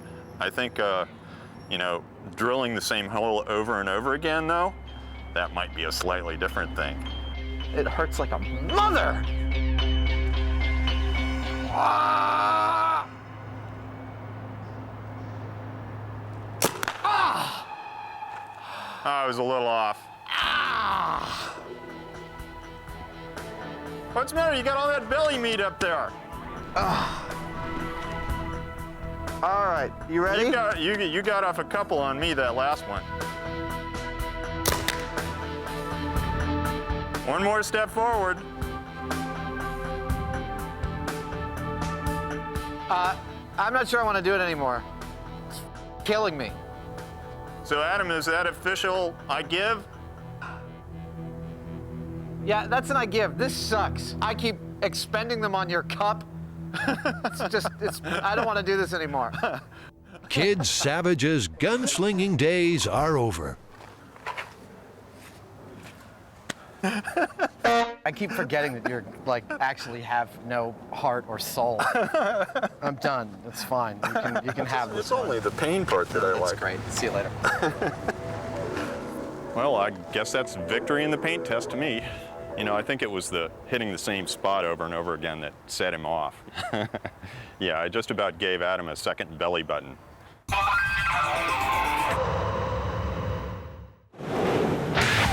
After seasons of busting myths, the guys have a lot of memories.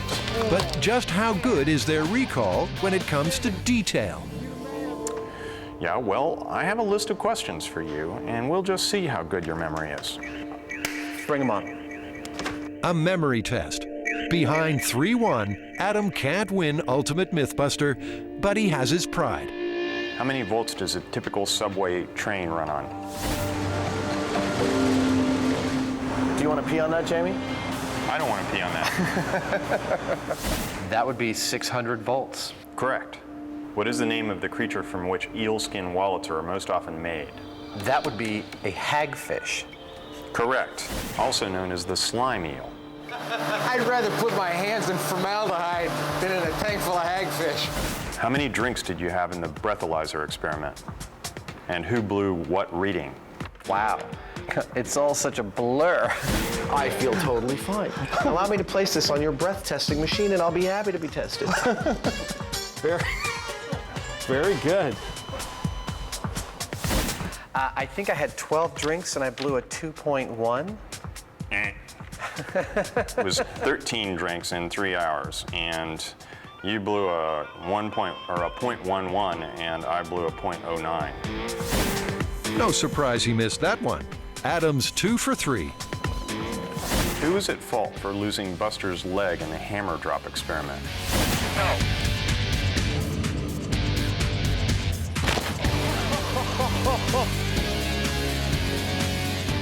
Oh, no, no, no. That's disputable. But my impression was that I wanted to cable the legs up and you didn't think it was necessary. I'd say it was your fault. I don't recall it that way, but we'll put that down as a correct. What make and year car was used in the stinky car story? I believe that was a 1976 Corvette.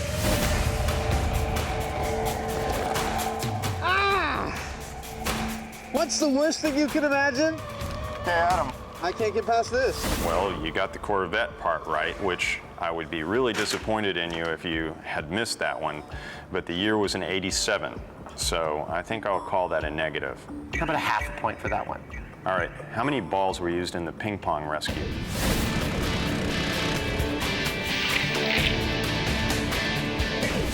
That would be 27,000 balls. That's correct.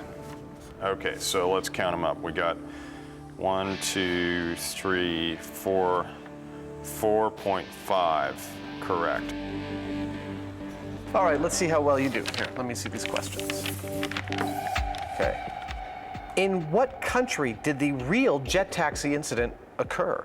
Yeah, it was in South America. It was either in Argentina or Brazil. I want to say Brazil. That's correct. 1 down.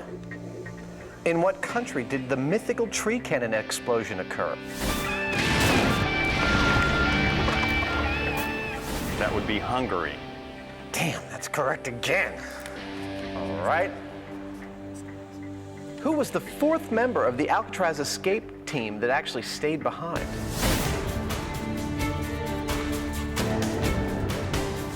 I don't remember that one. That would be Mr. Alan West, from whom we got one of the more detailed descriptions of how we built the raft. Jamie's 2 for 3. He needs to get the last 3 questions right to win.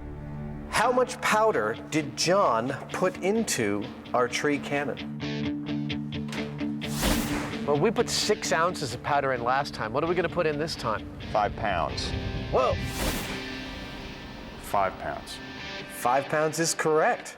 Yay! How many floors did Buster drop in the elevator of death? Well, I think it was about 90 feet, and I think it was 8 stories.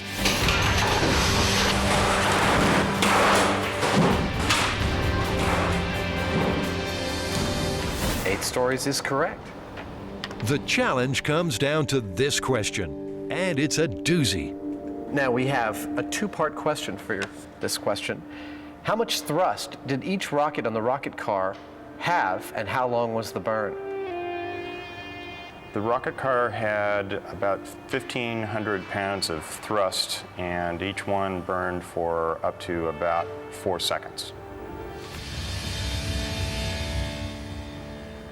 That is absolutely correct. For 5 correct answers, beating my answers by a half a point. Still, it was pretty close, huh?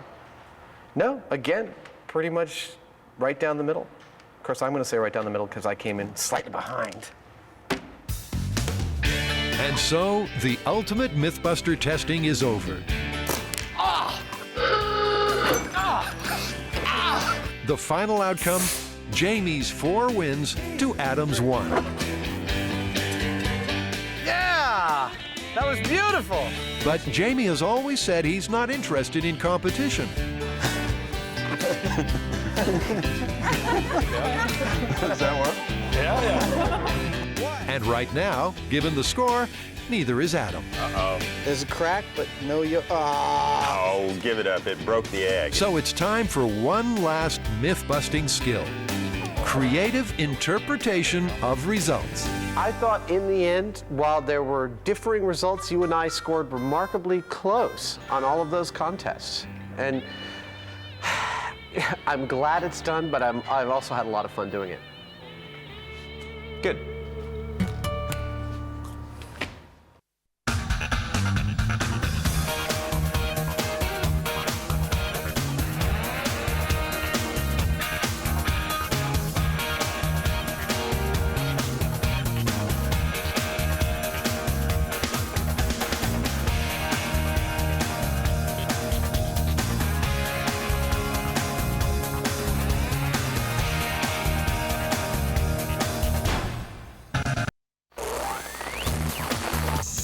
On this episode of MythBusters, Adam and Jamie unleash the big guns as they take aim at Archimedes.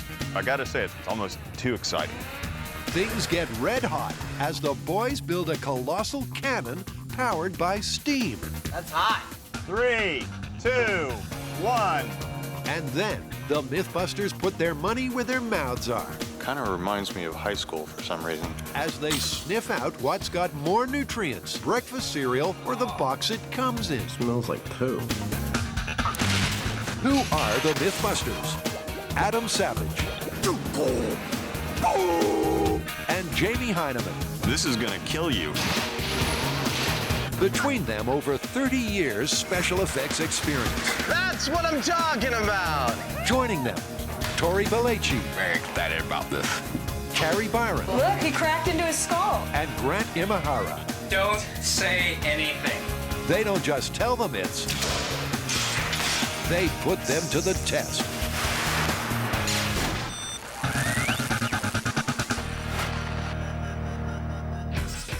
First up, a blast from the past. Archimedes' steam cannon. Yep. The myth is that Archimedes created a steam cannon around 214 BC to protect the city of Syracuse from a siege. But didn't it take us like 2 seasons to bust the last Archimedes myth? Ain't that the truth? The last Archimedes super weapon turned out to be nothing more than smoke and mirrors. Our death ray doesn't seem to be working. I'm standing right in it, and I'm not dead yet. Despite the combined brain power of the MythBusters and MIT, the solar death ray was just hot air. But now, Archimedes is back with a steam cannon. So what do we have on this? Not much. We've got a 1-page drawing and some backwards Italian scribbles from Leonardo da Vinci. No attribution there about where he got it. He just mentions Archimedes as the originator. Then we've got some plans from Greek inventor Sakis.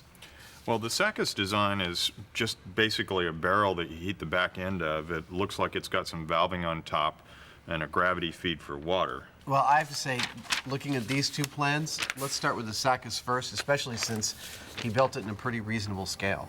Okay. It all sounds so easy. Yet somehow, Adam and Jamie have got to copy this code and build some extraordinary ordnance. A steam cannon that would make Archimedes proud. But they're going to start by building a proof-of-concept, pint-sized pocket rocket. We're here picking up a variety of copper pipe fittings and sections of pipe because we're going to assemble all this into a small-scale version of the Archimedes steam cannon. Back at the shop, Jamie's converting the copper into the propulsion part of the cannon. It's this piping that will become the steam tank of the tank. Meanwhile, Adam's concentrating on the business end, and for that, he's got wood. I'm making the barrel to an Archimedean steam cannon, at least a small-scale one. But it's not long before Adam's cannon barrel starts taking a turn for the worse.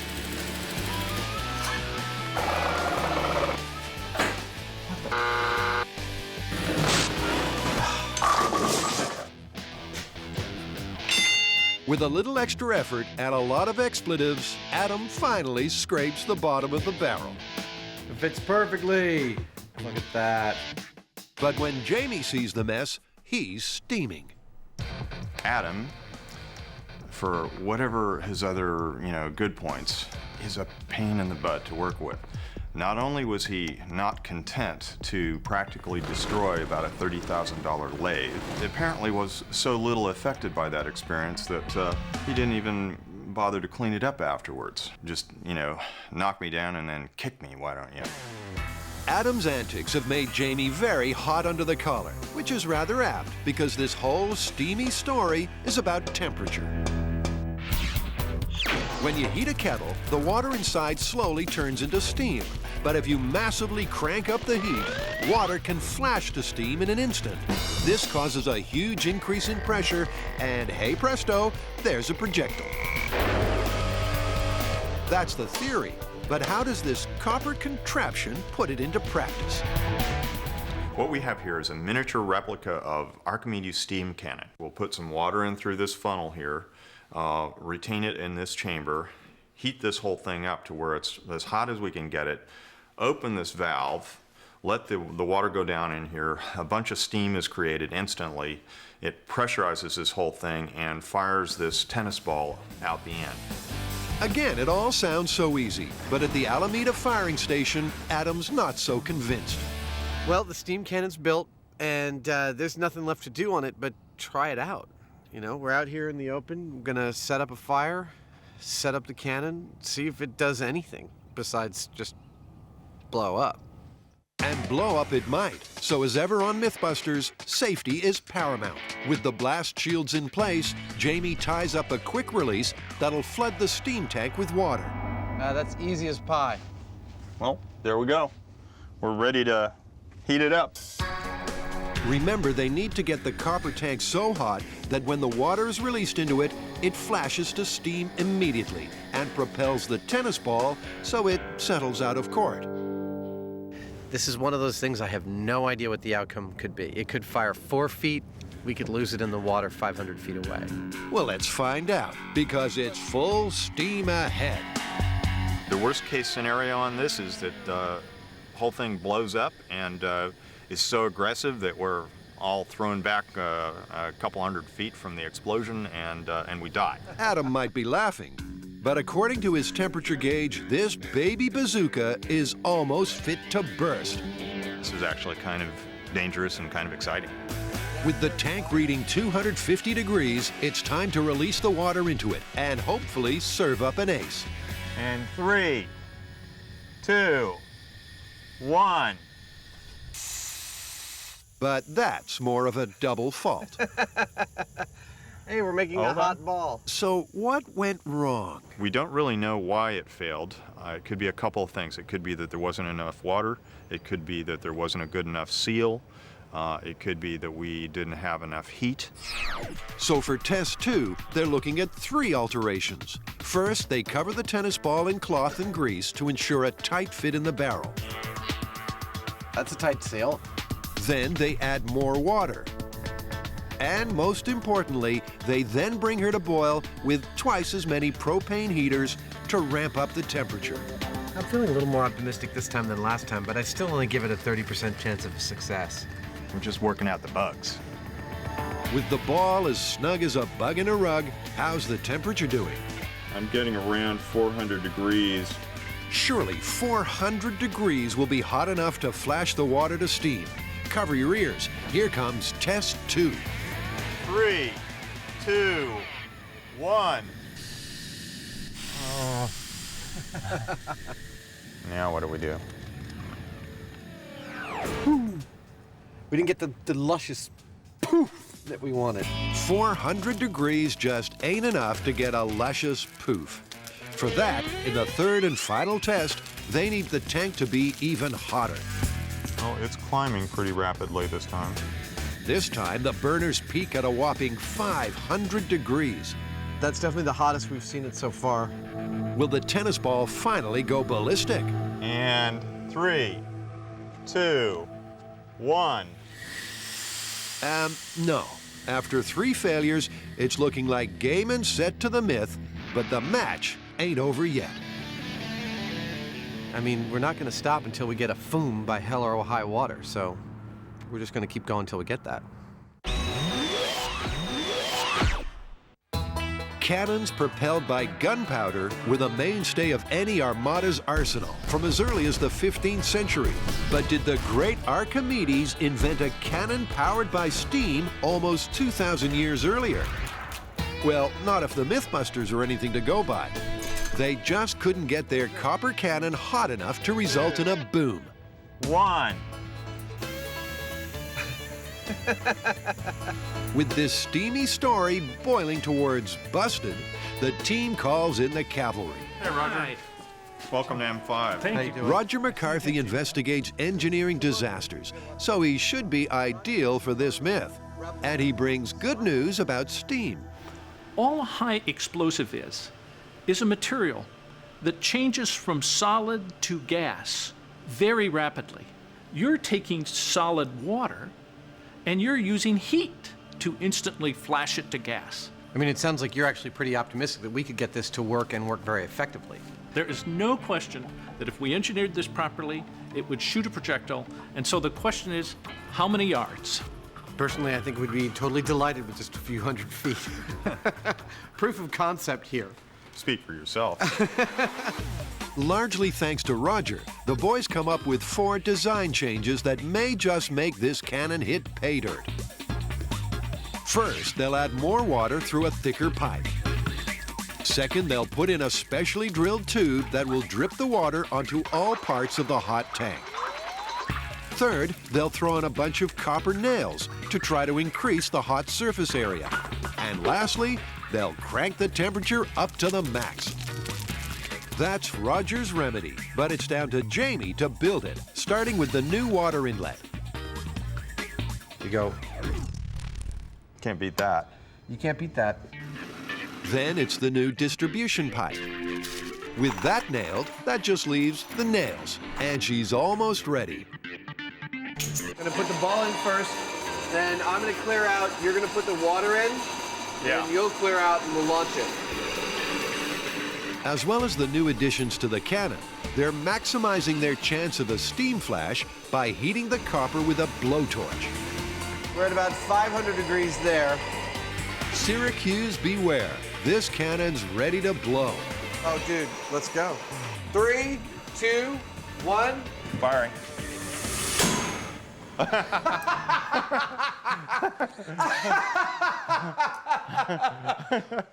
Well, it fired. It did. It fired. It wasn't very deadly, but it definitely fired. Jamie, that was the cutest little cannon I have ever seen. Cute, yes. Deadly, not unless the opposing army died laughing. But Jamie has found proof that this was actually a success. Oh my God. I think there is a reason that that this thing wasn't firing as energetically. No, I think we have as a reason why the Greeks didn't use tennis balls. The heat melted the tennis ball out of shape, so much of the steam pressure escaped around it. Remarkably, it's mission accomplished, so it's time to unleash the big guns. Look, we got a proof of concept. I want to move on. Yeah, I'm tired of these little things.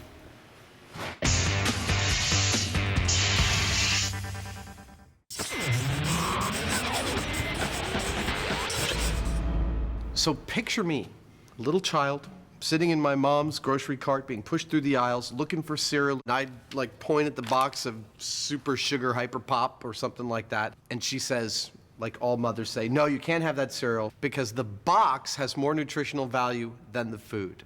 Well, like beavers eat wood. That's sort of a wood product. Do I look like a beaver to you? Sometimes. Well, actually more like a ginger gopher. But beavers and other rodents aside, Adam's mom is not alone in believing this myth of calorific chaos. Big puffs of wheat tumble through hot sugar and honey until they're deliciously, delightfully crisp. But is it the cereal or the box that keeps you sweet? Have the cereal just sweet enough for the whole family. How do we test it? Well, you know, eventually one of us is going to have to eat a lot of cardboard, like you had to do in the South Pacific that time. And the other's going to have to eat a lot of sugary cereal. But for starters, we should just figure out what the caloric content of each is. Run this through a test with a calorimeter and run this stuff and find out how many calories you'll get out of them.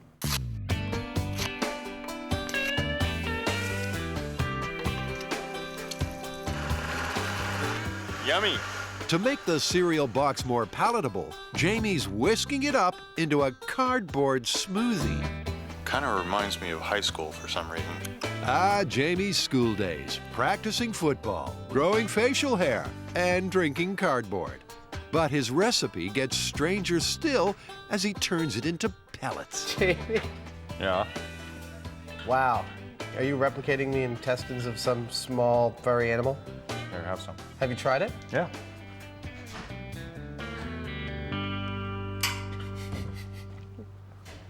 You know, it tastes uncannily like cardboard.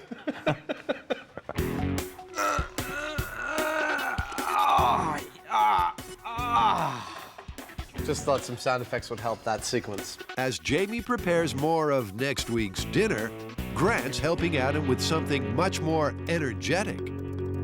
As it turns out, there is a way to tell how much energy is contained in a food, and that's by using a calorimeter. These can get pretty complicated, but I think we should be able to find or make something that's pretty simple that will get us in the ballpark. One internet order later, and Adam's all set to get right in that ballpark. That'll help. But exactly how does this calorimeter work? I burn it underneath a pot full of water. If I know exactly how much water I have and what temperature it was when I began burning the food, by the time it's all done burning, I measure the temperature, and that tells me with an equation what the caloric content of that food was. To check it's all working, Adam's going to run a test with some candy whose calorific content he already knows. I've got 100 milliliters of water. I've got my candy, which I know to be 80 calories of candy right here, and I'm hoping when I burn it that my figures show roughly 80 calories of energy expended. That's the theory, but there's a technical hitch. No, this is no good. I can't get the candy lit. The candy just won't catch fire, which means Adam can't calibrate his calorimeter. I'm gonna move on to something else. Putting together a calorimeter is the work of a couple of minutes. Making it work, a lifetime. So far, it's hardly a rip-snorting success, but Adam's gonna plow on regardless, starting with his mom's nemesis, a commonly available cereal. Look at that. And remarkably, it works. Adam's lit exactly 1 gram of the breakfast booty, and it's slowly heating 100 mils of water. And we're out. I'm gonna start reading the temperature now, even though it's gonna take a couple minutes to reach the full temperature. The water temperature went up by 10 degrees, which, after some complex calculations, means that 1 gram of cereal equals 9 calories. Can the regular run-of-the-mill cereal box do any better? It smells like poo. Well, no. After it's burnt completely, Adam does more sums to find that the box has 20% less energy than the cereal. So what does that mean for Adam's mom? At this point, Mom is wrong, but Mom got a lot closer than I would have pegged. I wouldn't have thought that the cardboard box would show only 20% less calories than the cereal. With the scales tipped in favor of the cereal, it's time to start banqueting on box. Steam power is not to be sniffed at. After all, it's what fueled the great locomotives of the Industrial Revolution. But over 2,000 years earlier, did Archimedes use steam to power a cannon? Well, the MythBusters' small-scale steam cannon may have looked more comic than killer, but as proof of concept, this was a success. So, here comes the big guns. Well, Adam, I think it's time we go full scale with this one. Look, I think if we build this, we should do something a little different with this myth and not limit ourselves to period materials here.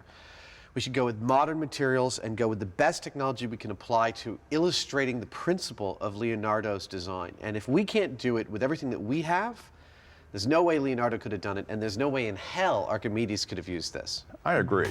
Da Vinci's colossal cannon consists of a barrel which is heated in a brazier until it's so hot that a sudden injection of water explodes to steam and fires out a projectile. It's a simple design, but the tricky part is going to be finding a big enough barrel. But this should do. The barrel of the steam cannon is going to be a 20-foot long, 6-inch Schedule 80 pipe. The barrel's the size of a Second World War howitzer, but is it big enough? After all, the MythBusters want to fire this, a 24-pound cast-iron Civil War cannonball. I'll wager it doesn't fit. I'd say that's a perfect fit. Hold on. Oh, wait. Ah! That was scary. With a fit this perfect, the MythBusters can't help but celebrate with a game of howitzer handball. Don't put it back. Old warfare sucked. Ready? Yeah, he's throwing it right at me. But before any balls ups, okay, that's enough of that. Yeah, that's enough of that. the race is on to get this build firing.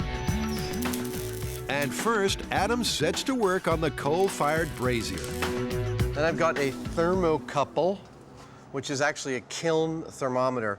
I want to know exactly when this barrel reaches about 900 degrees. 900 degrees should be enough to get the water to flash to steam. But how to get the water in?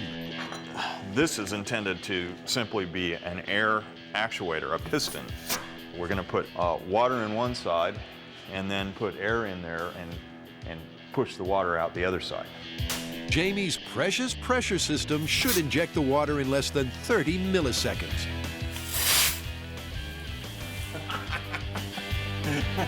With the water injector up and running, the final step is pure retro.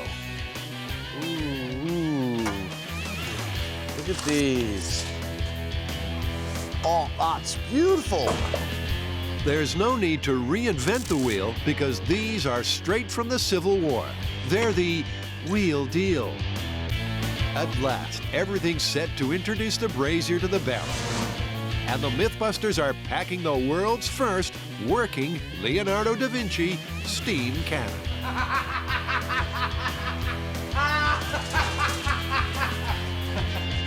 That is so satisfying! And like all boys with their toys, they're pretty damn excited about it. Booze! Boom! I'm having some pride issues here. I can't wait to see how much power this thing has. But before any power propulsions, the MythBusters first hit the history books.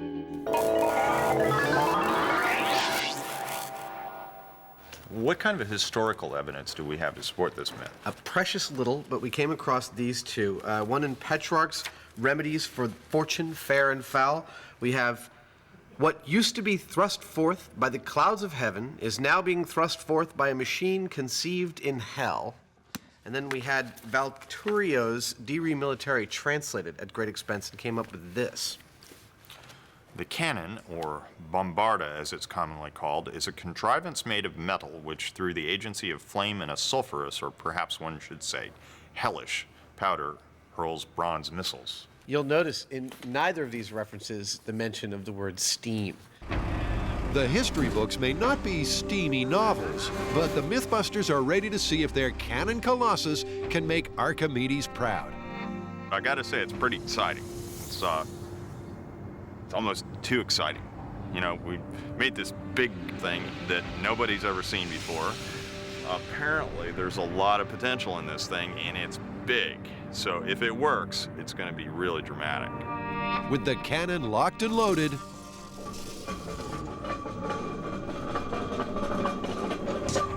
Was that the coolest sound ever?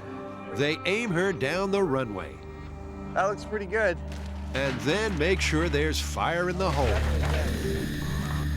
Last up, they put a sock on the end of the barrel to help them locate the fired ball, because Da Vinci reckoned this thing could fire over 3,000 feet. The vibe right now is that this thing is gonna work. We're all a little giddy. I give a 20% chance that absolutely nothing will happen when we push the launch button. I give a 70% chance of success. That is, the ball leaving the end of this barrel. And I'm only gonna give a 10% chance that we actually find that ball. But launch will only take place when the cannon is so hot that all the water injected in through the actuators will flash to steam in an instant. And 1,000 degrees should be hot enough. Okay, let's get out of here. Clear the decks. This mother is about to get fired. I think it's time. Give a countdown. 3, 2, 1. Well, that hardly knocked their socks off. The water definitely got injected. So what went wrong? Well, on closer inspection, there's your problem. Adam. What do you see? It's steam. Look at the water dripping off. The inside of the barrel simply wasn't hot enough to get that instantaneous flash. So they're going to up the ante. Well, we've got it now at like 1,500 degrees. That's what the thermocouple is reading. So I think we just want to stoke this fire. Stoke it, stoke it, stoke it, stoke it, stoke it, get it super, super hot, and then we go, and then we'll get a result. I'm wired. I'm totally wired. Trying to figure out what's going on inside of very hot, very dangerous things. It's nerve-wracking. It sure is bad for the nerves, because at these temperatures, the very structural integrity of the barrel is in jeopardy. That's a glowing barrel. We're good for test number 2. Give a countdown, Jamie. Okay. 3, 2, 1. Oh. Terrible. I want this thing to work. I don't know what could have happened there. I don't want to talk about it. Playback shows the piping leaking significantly because of the heat. If these modern materials can't cope, then how could the ancient Greeks? With the light fading, Adam welds over the leaks and adds more coals. Then, as a last-ditch effort, they decrease the angle of the barrel to make it easier for the cannonball to fire. 3, 2, 1. Wait for it. There went the ball. It's yet another MythBusters balls up, which leaves this myth dribbling towards busted. I was hoping that would actually work, but all we have to show for it is a nice warm ball. A boy, a man, and Sugar Crisp. Adam and Jamie are investigating some morning mayhem from Adam's mom.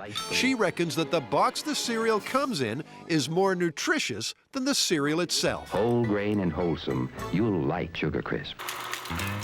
But so far, Adam's mom is not doing well. Look at that. In the calorimeter energy test, Adams just found that the box contains 20% fewer calories than the cereal. Next is to look at what the cereal box and the cereal are actually comprised of, what kind of proteins, fats, amino acids, whatever might be in them. We need to actually break them down and see what in there might be available to the body. To do this nutrition test, an eating competition had beckoned for the MythBusters. But with low-calorie cereal box on the menu for one of them, it seems they've turned chicken. My original plan was that you'd eat cardboard for a week and I'd eat some sugary cereal for a week. It seems kind of ideal for both of us. But I think we'd both cheat. I know you'd cheat, and I'm pretty sure that I would end up cheating too. Well, not only that, but I'm actually not just concerned about the nutritional value of the cardboard, but the other things that are in there as well, like you know, things I wouldn't want, maybe from the ink or something like that that might be bad for you. So the human lab rat experiment is canned. Jamie was scared by potential toxins in the cardboard. Adam by the chance Jamie would cheat. So instead, they're going to do something more scientific. No longer are they going to be guinea pigs, but chemists. It may not look like much, but it's science. They're going to test the cereal and the box for fat, protein, starch, and sugars. Oh, that's lovely. It's like a sugary mash. And for each test, they've got a control to see what a positive result looks like. First up, they're probing the fat content. In this one, all we do is dip a test strip into each of the liquids for 5 seconds. Starting with the control, some fat-rich olive oil. A positive test will turn the pad deep red. So that's a positive test for lipids. Okay, so our control is good. Next up, the cardboard box. It doesn't seem that there's any fat in the cardboard. So remember this, kids, cardboard is low in fat. But with the cereal, there is a hint of red to the dipstick. So there's a bit of fat in the cereal. A little bit. Cereal? It's 1-0 to the cereal. Okay. Starches. In the iodine starch test, the control gives a positive dark blue hue, a color slightly replicated by the cardboard, but much more so by the starchy breakfast bites. Oh yeah. Cereal, positive, lots. Yeah. Meaning it's 2-0 to the cereal. Next up, the sugar test, and this one requires a bit of microwave action. What the hell's going on in here? Here's the original stuff with cardboard in it, and it looks exactly the same color as it did. This is the cereal, and if it has a greenish tinge or a yellowish tinge, it indicates the presence of sugars. Finally, the protein test makes it a myth-busting 4-0 to the cereal. So there's no protein in the cardboard. And to check all their results, Adam looks at the box information. Why didn't we just look at the darn box in the first place?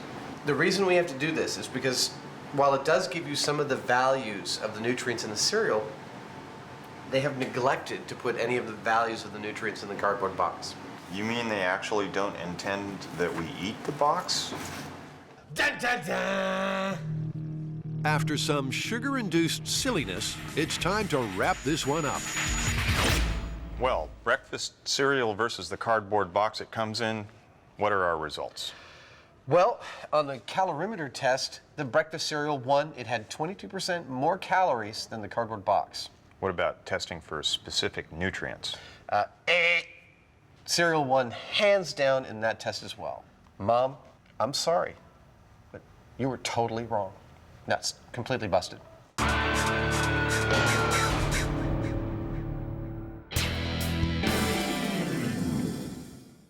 In the myth of the Archimedes steam cannon, Adam and Jamie rolled out a barrel bigger than a Vietnam howitzer. But size is where the comparison ends, because their cannon was about as dangerous as a frisbee. Well, I don't know about you, but I'd call this myth busted. Without a doubt. We threw everything we could at this, from high-speed injectors to modern materials to the best advice we could get, and we met all of the conditions that we were told to get, including getting the back of that barrel red hot, getting the exact amount of water we should have gotten in, and we didn't get a launch. It's totally busted. Well, you know, seeing that ball kind of come rolling lazily out the end of the barrel didn't quite do it for me. I think we have to actually launch the ball somehow, and that would mean that we have to build a proper boiler with a valve on it. I'm going to build a small-scale one that I guarantee will actually fire a cannonball, just so we have some kind of explosion out of this. The MythBusters can't leave this myth without a bang. And with Leonardo's design busted, Adam's got a plan B. Their last cannon relied on water being added and flashing to steam instantly. This time, thanks to a heavy-duty valve, they'll heat the water inside the chamber until the steam pressure is such that when the valve is opened, the results are explosive.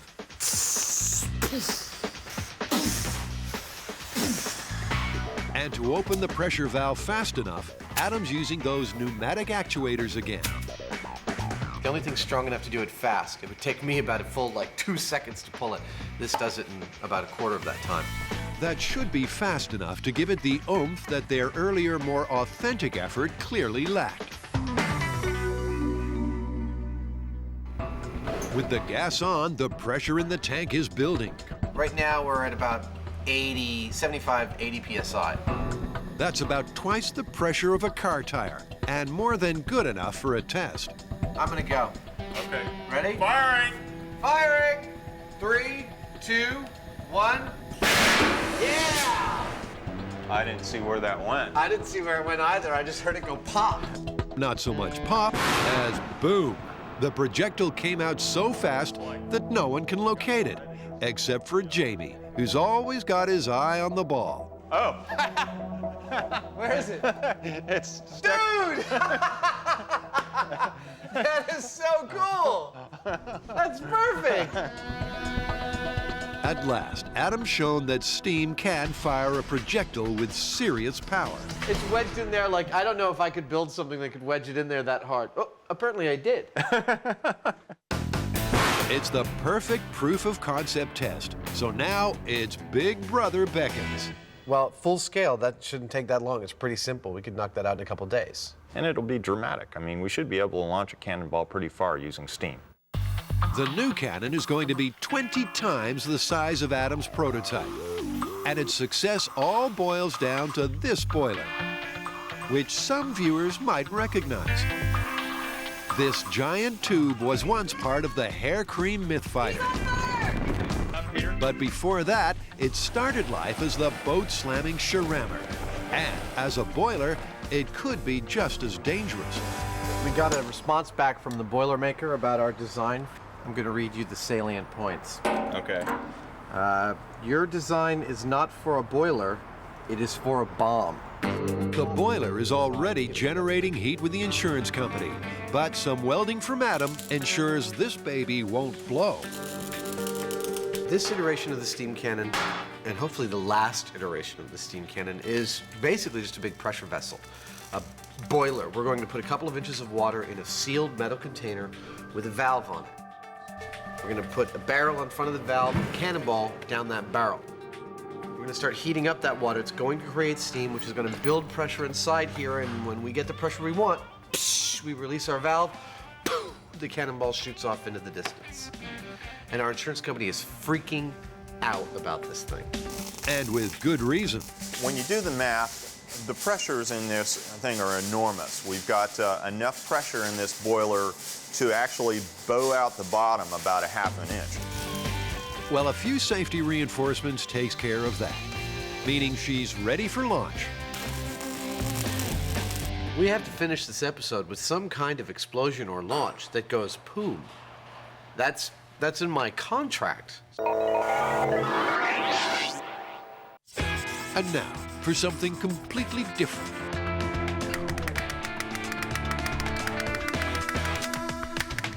How many different ways can you start a myth? What's this one? I don't want you to take this personally. You know how we take a lot of suggestions from our fans and viewers off of our website? Yeah. Well, there's been quite some suggestion and blogs and discussion about the state of your smile. Flashingly brilliant is not how Adam's teeth have been described. Instead, words like dirty and decrepit spring to mind. But the fans want to know if Adam really does have the dirtiest teeth at MythBusters, or is that a myth in itself? To put this sorry saga to the test, Adam, Jamie, Tori, and Grant are going head-to-head to see who has the most tarnished teeth on the team. With teeth beyond reproach, Carrie will be judge and jury. But to peer into the mouths of the mustachioed MythBusters, she's going to need a little help. Ah, I got it. Got it. That's it. That's a tractor, isn't it? This is the free access cheek retractor, the latest technology in cheek retraction. As well as the cheeky cheek spreaders, Carrie also needs some dodgy dentures. These represent the full spectrum of teeth color and will be perfect for judging this cosmetic competition. And back at the shop, Carrie's perverting her purchases into a coloring contraption that's ideal for this mini myth. Mr. Heineman, will you please step this way? This right here is the technology in cheek retraction. Jamie seems to be strangely subdued by the thought of spreading his cheeks on national TV. So before I get into this torture device, what is it that you're doing with this? I need to get a baseline of how white your teeth are. No weird tricks. No weird tricks, but Jamie's not convinced. Wow.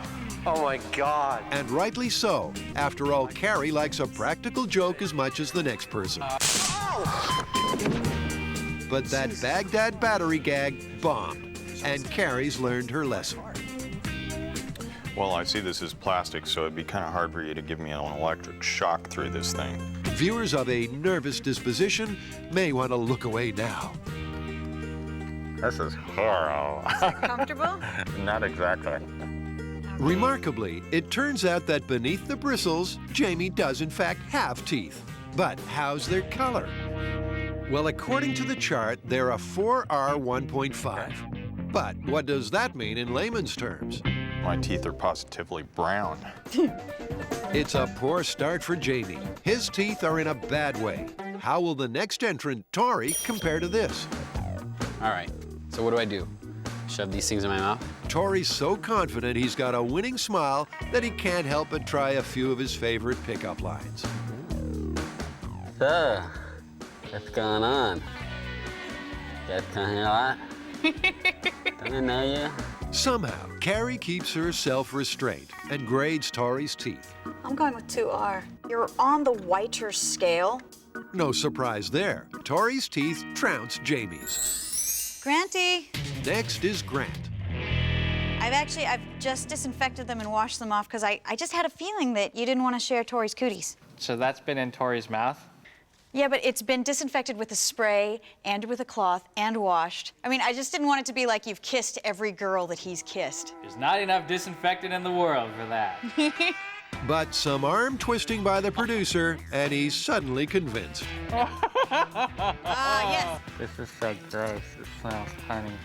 You have slightly whiter teeth than Tori. So Grant too is saved. His teeth are remarkably white. So this tainted title all boils down to Jamie versus Adam. Okay. There is no dignity on television. So don't do this tooth, because it's fake. A small Texan man punched it out of my face years ago. Another interesting snippet from Adam's pre-myth-busting days. And that's not the only surprise in store. Wait for it. You've got slightly whiter teeth than Jamie. Maybe it was his chewing tobacco habit. What? And then, maybe it was his chewing tobacco habit. Whatever the reason, Adam's teeth are, much to everyone's amazement, whiter or less brown than Jamie's.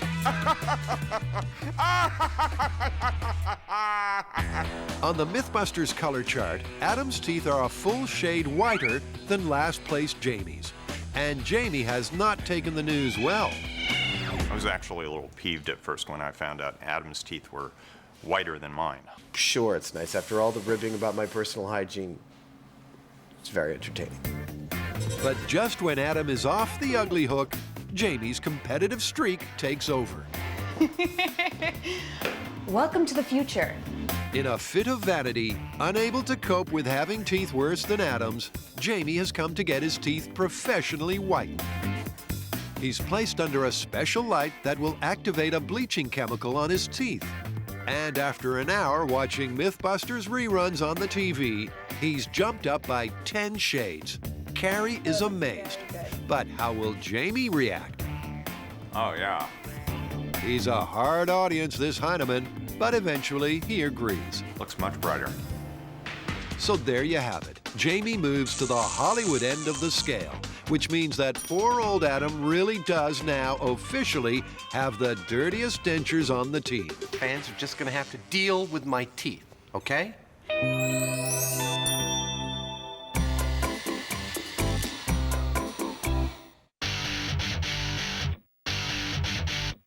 The myth of the Archimedes steam cannon is busted. Adam and Jamie's efforts were about as effective as a mop in a monsoon. But all is not lost. They've built a brand new cannon that is way beyond the realm of what Archimedes could do. But here at Alameda, it might just work. Okay, everybody stand back. The gun's now loaded. Funny man. He's a funny, funny man. With the boiler fully primed, the rest of the calamitous cannon is assembled. But how does it work again? We've got a boiler here. This will be sealed with this valve right here. It's got hot charcoal underneath it, heating up some water inside.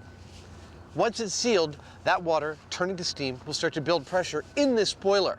When that pressure, which we'll view on this gauge remotely from a camera, gets to around 175 to 200 psi, that's pounds per square inch, we're going to remotely release this valve from back behind the blast shields, and that valve is going to let all of that steam pressure inside this boiler into the barrel all at once, behind the wadding, behind the cannonball, and shoot that cannonball at the city of San Francisco.